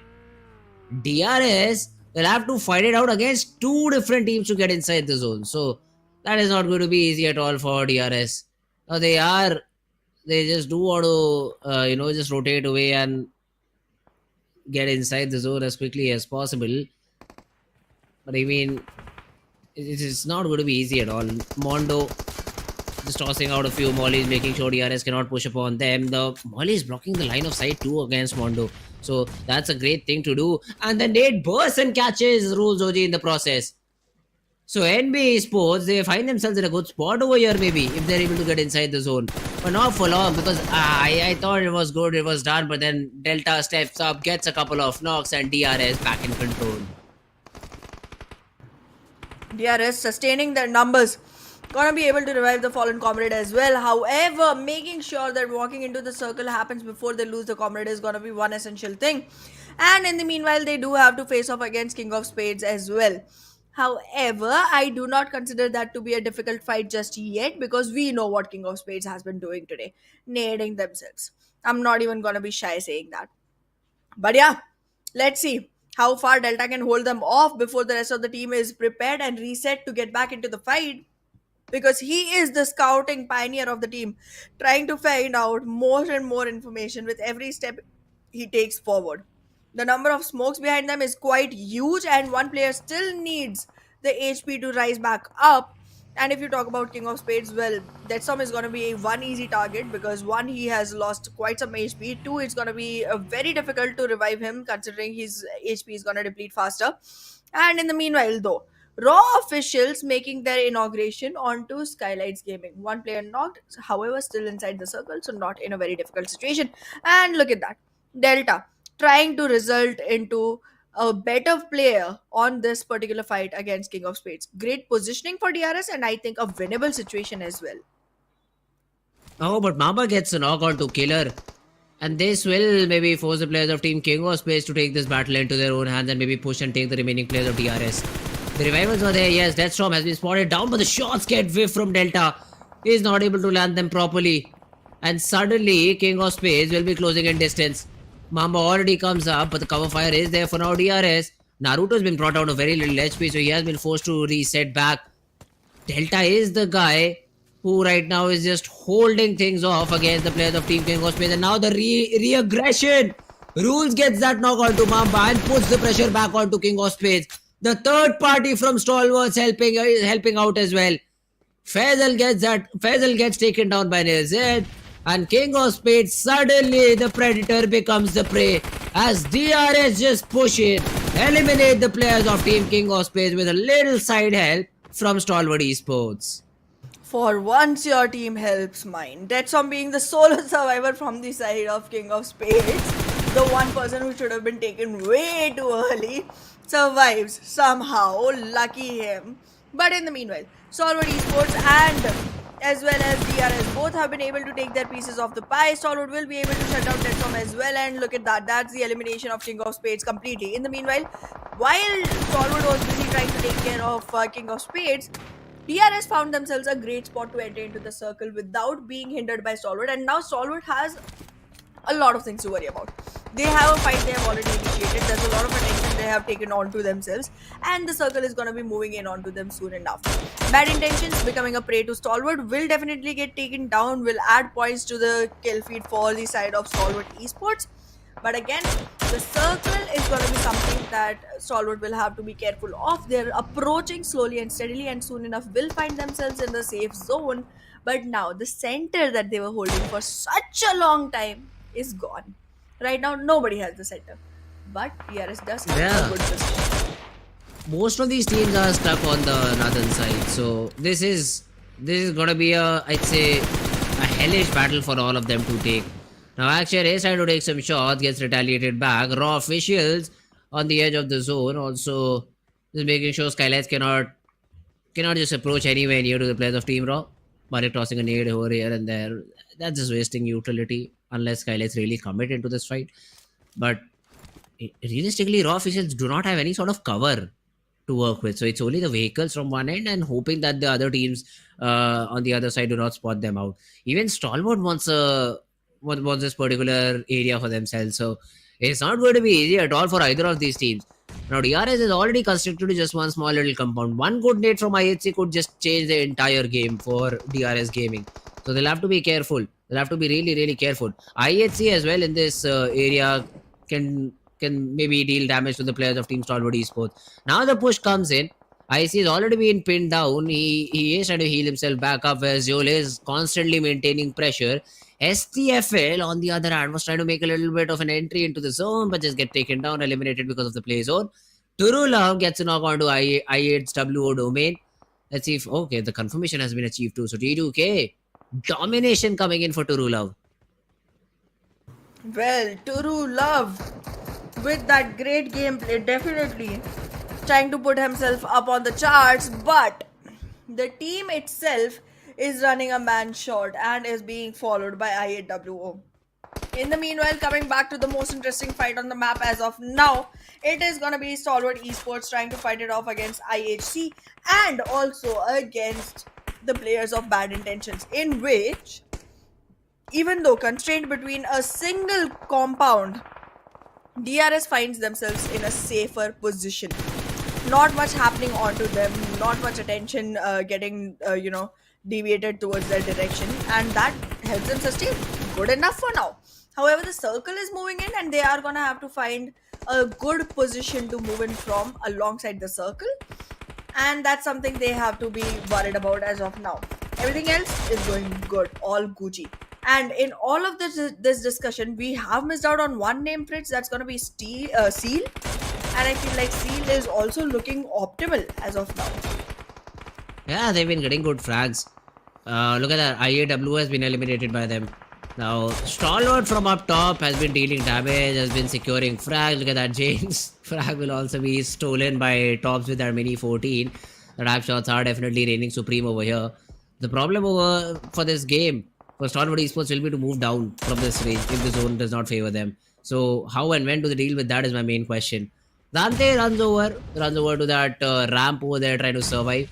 Meanwhile, the Molly will force Raw from this position. And SKYLIGHTZ Gaming, they will fight against Raw, but not in a good way. Because Malik just takes down the entirety of SKYLIGHTZ Gaming. Single-handed execution coming in from the guy and does not even take a point damage. Now that's a great elimination for Team Raw officials, putting them in a good spot overall. It does, but action will get taken down completely from the side of Stalwart Esports in the meanwhile, making the number go down to 3.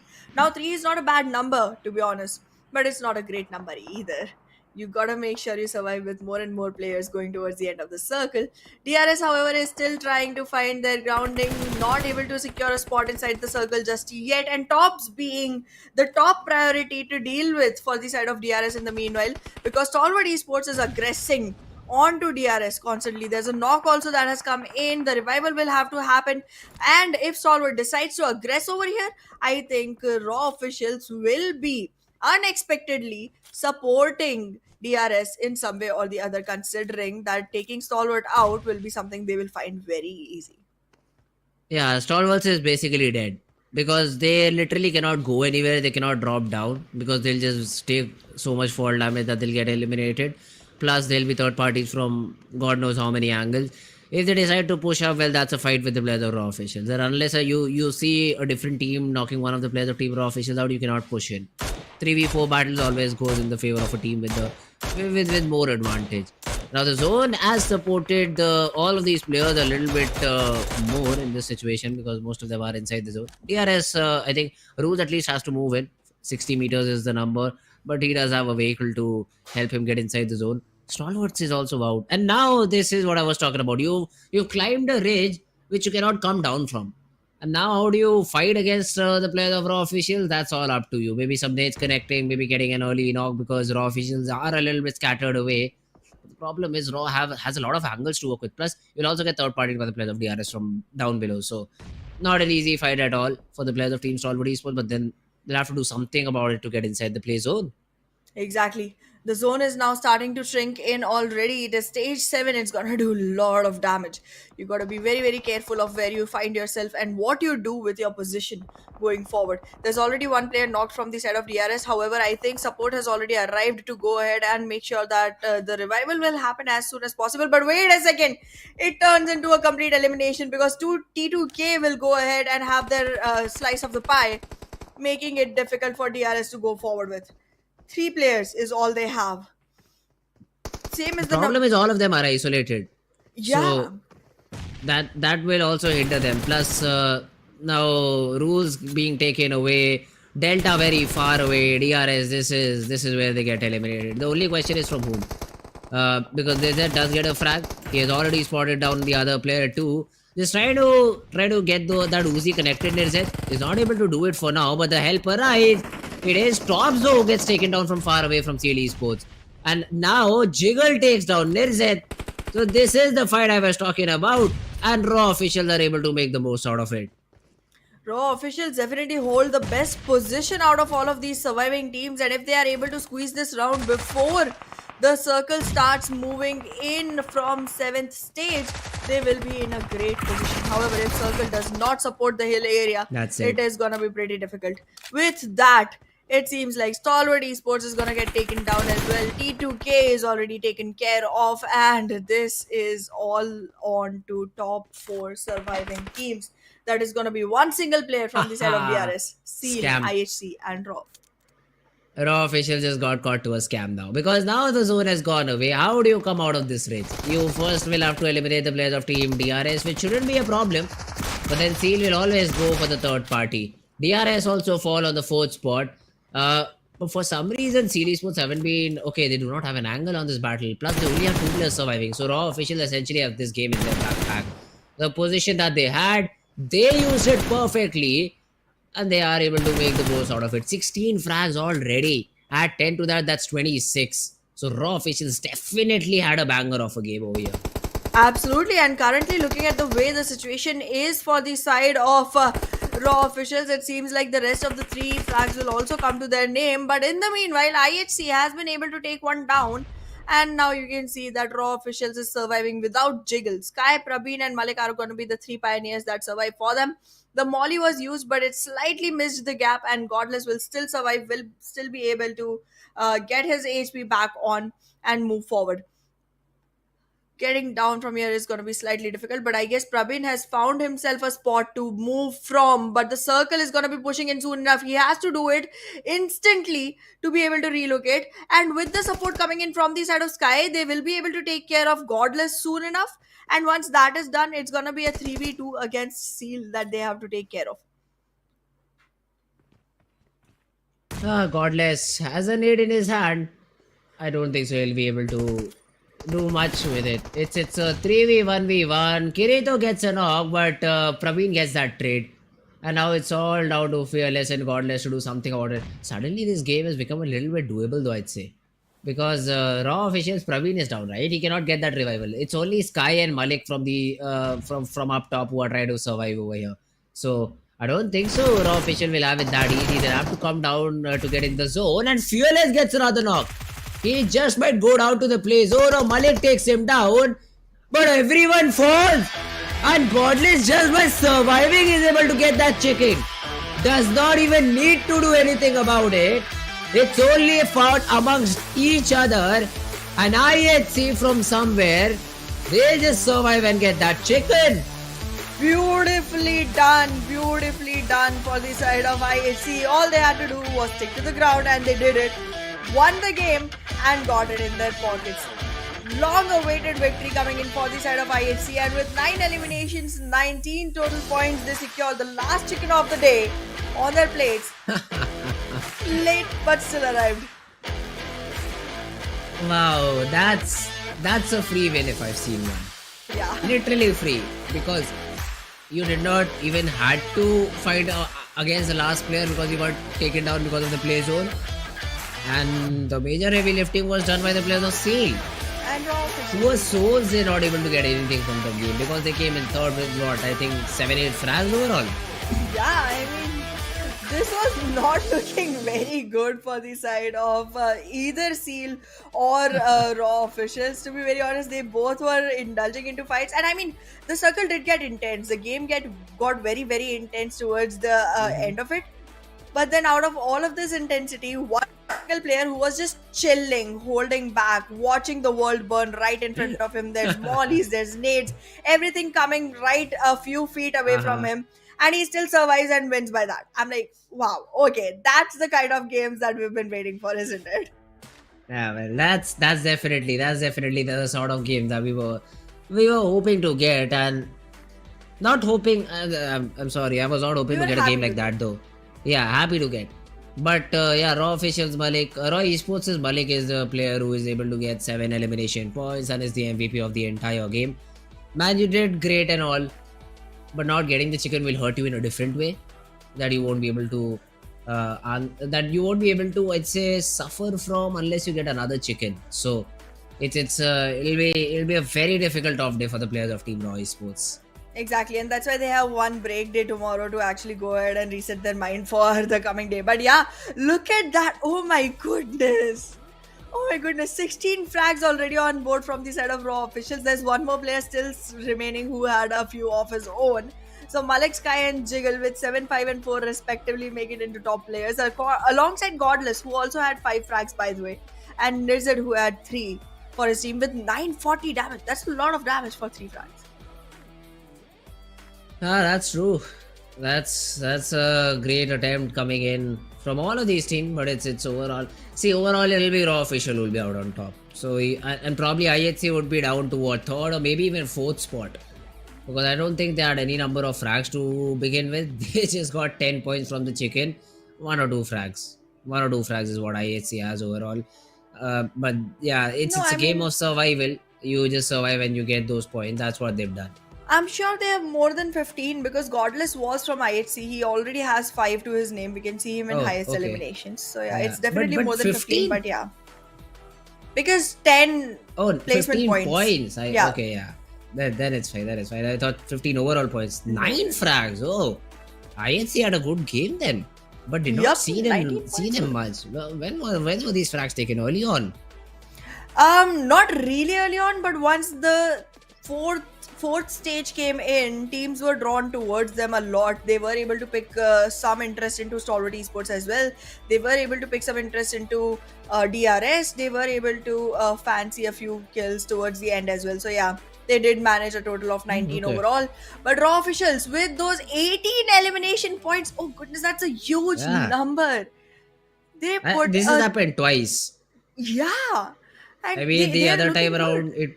Yeah, they definitely. Other time around it was STFL on Sanhok, who get a good number of frags but are not able to get the chicken. So this sort of has been the story of the day. You get frags but you're not able to get the chicken. But let's have a look at the overall standings as well for this week, and after this we'll have a look of the overall standings of the entire tournament. Yeah, but this is HVDC still dominating with 85 points up on top. Stalwart's following with just 4 points away. So that's not a big gap, but then the gap widens a bit because DRS 62 points, very, very far away from both these teams. That's right. But if you remember the gap between 4MV and SKYLIGHTZ, it was 46 points, and still SKYLIGHTZ hasn't been able to cover it completely because now it's still a 19 point that they have covered. So it's still gonna be 4MV on top if we talk about the final, and if they aren't, I'm gonna be pretty happy for whoever topples them. But yeah, finally Raw officials has moved away from their 11th position. They find themselves in a better place, in a better situation, and the second page is dominated by DEADEYES guys and Beyond Illuminate, like it did before the final bonus match on the last day of first week. That's correct. I think the second spot will be taken by the side of team Stalwart Esports in the overall HVDC ranking. will make it. HVDC, but they were very, very far away. Yeah, but let's have a look. 5th point. Yeah, we'll find out. Okay, let's have a look. Let's have a look at who's Stalwart Esports. HVDC is very far away. 225 for Stalwart Esports, just 6 points away now. Yup. So this time only 6 points away. Yeah, the competition has been revived. And in great fashion too. This time Stalwart Esports focus a little bit on the placement points. 78 placement points is what they've got. 18 points difference from SKYLIGHTZ Gaming. So SKYLIGHTZ also need to just get back into the crew. Maybe this was not their day. Day after tomorrow would be, well, they'll have a chat. They'll have a chat about this. And even 4MV have to play a little bit better now, because 47 points from 2 different days is not good enough for them. Exactly, and HVDC also falling short of only 1 point against SKYLIGHTZ Gaming. Like, they are 207, HVDC is 206. It's not very far. They can actually topple SKYLIGHTZ Gaming in the next match. So let's see what happens in the coming day after the break. But yeah, talking about page 2, DRS has managed to get in the top 12 finally. They are they're equal points as DEADEYES guys. So that's good enough. And they still have 1 less game played. So that's one thing that you must keep in mind, because if they get to play their bonus, they will be moving up eventually. Yeah, let's talk about the MVPs too. I mean, that's also another race that is simultaneously going on.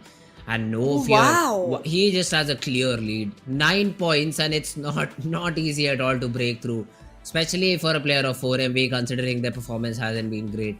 Apex following up with 49, Aero with just 45.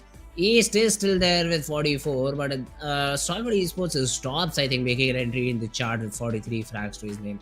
But no fear, man. He's clearly the victor in this entire, I'd say, leaderboard of top fraggers. Exactly. I mean, he has a huge lead when it comes to top fraggers, and that lead is great. I mean, moving on with extra points, it's good enough. And the fact that SKYLIGHTZ Gaming is consistently performing good in the second week, I feel like they're gonna have a great shot at actually getting No Fear up there in the elimination board. But I am definitely expecting to see Aero come up as well, because Aero has been delivering constantly for the side of HVDC. Started off towards the end of first week, but has been super consistent. So I do want to see that lad make it into the top 5 as well. However, the way 4MB is playing, I think soon enough the swaps will happen. Even though I definitely want to see 4MB continue being on the top, I'm not going to deny that they're not doing their part to actually carry that on. Well, it's okay because you predicted them to be out on top this week. They're on 9th. I predicted Stalwarts. Just 4 points. It's okay, Hana. Some you have started losing in the terms of prediction game too, because we both predicted 4MV to be on top week number 1. We both were correct because I was correct. That's why you were correct. But this time, if you go against me, that's where you might fall. That's where you might fall because Stalwart Esports have made a comeback. 46 points is what I think 4MV had, right? So they're too far away. They're too far away to catch up till now. They'll need at least 3-4 games to catch up, considering Stalwart play bad. So that's also a consideration that you'll have to take. Obviously, in overall standings, they'll be back if they're able to even perform as consistently as they were able to perform in week number 1. If they're able to get back 10 points every game again and again, they will be back on their winning ways. They still will be on top. But to get a comeback in the weekly ranking, that's where the real struggle is. Okay, we'll find out. We'll find out. I don't think it's gonna be that difficult, but I just think they will need to be very focused if they want to do it. I feel they have been slightly more casual going into second week, because there are fights which you know for sure are gonna be won by 4MB, and then they lose players in that. Yes. I mean, it's impossible for a team to overnight start losing players out of nowhere. So I do feel like they have gotten slightly into their, comfort zone right now. But soon enough, they will be walking out of it and they will be making changes, making waves. I am going to still stick to the loyalty that I have for 4MB, considering I've chosen them for this week. You have no other option. But next week, I'm probably choosing someone else. They are not doing me good. So that's another prediction department where I might be able to get 1.2. I'll just copy your prediction. There's no problem. That's you can, I know that, but that's the only department that you are competing in. Well, if you start copying, then again you will not be competing in that department too, because you'll fall in terms of weekly prediction.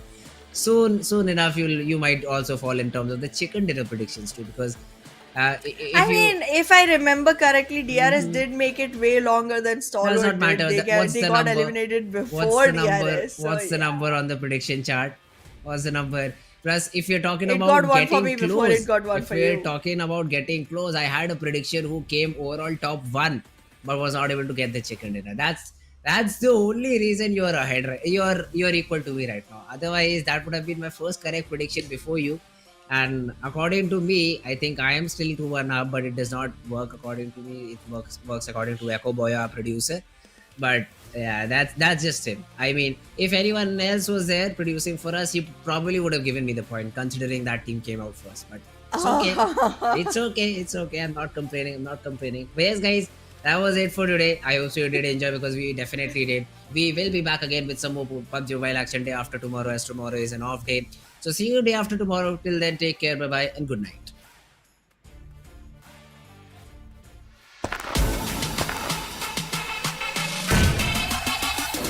Make it clap.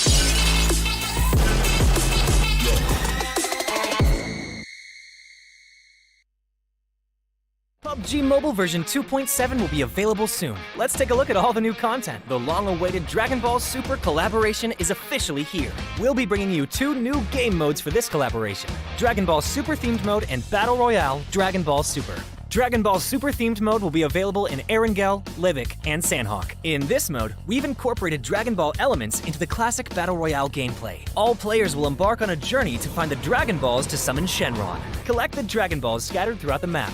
The team that gathers all 7 will be able to summon Shenron at the Shenron altar and make a wish to obtain powerful buffs. Maybe if you're super lucky, you'll get 3 wishes at once. During the journey of collecting the Dragon Balls, players will obtain a type of energy called Ki during the game. Players can use Ki to unleash famous Dragon Ball moves. Players can obtain the Kamehameha by picking it up. It equips to the pistol slot. After charging, it will release a continuous high-damage beam. Fukujutsu is another skill that can be picked up during a match. Players can use this skill to fly freely in the air and make quick tactical maneuvers. The Senzu Bean is a new recovery item that is incredibly effective. The Dragon Radar can display the location of Dragon Balls that haven't already been claimed by other players. It can help you collect the Dragon Balls more quickly. The Air Car can carry up to 3 players. It's easy to put away and has better performance than regular vehicles. Tenkaichi Budokai, Kame House, Korin Tower, Dragon Ball Village. These are some famous landmarks that will appear in the game. Call your friends and explore with them now. The collaboration this time even has a hidden challenge, named Dragon Ball Trial. Win consecutively in the themed mode for a chance to take on the challenge. After accepting the missions, the team has to follow the instructions and gather 7 Dragon Balls. During the process, your team's location will be exposed to other players. All players will be drawn into battle for the Dragon Balls. To win the game, the trial team must successfully secure the Dragon Balls, defend the altar, and then summon Shenron. Are you ready for the challenge? In this standalone mode, named Battle Royale Dragon Ball Super, players can roleplay as iconic Dragon Ball characters. Use powerful, unique moves in a brand new anime-style map, and become the ultimate victor. There are 5 Dragon Ball characters in this mode. They are Son Goku, Vegeta, Ultimate Gohan, Piccolo, and Frieza. Select your favorite fighter.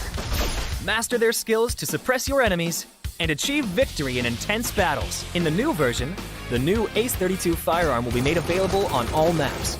It uses 7.62mm ammo and has 6 attachment slots. What are you waiting for? Go try it out now. Furthermore, this update also includes a firearm attribute tag display. Newer players can go to their backpack to look at the tags of a firearm they've picked up to quickly grasp its characteristics. The new Cycle 5 Season 13 begins on July 18th. Be sure to stay tuned for the new season rewards. That's a wrap for the main new content of the upcoming version. For more information, be sure to follow our official PUBG Mobile community. Winner, winner, chicken dinner. See you next time.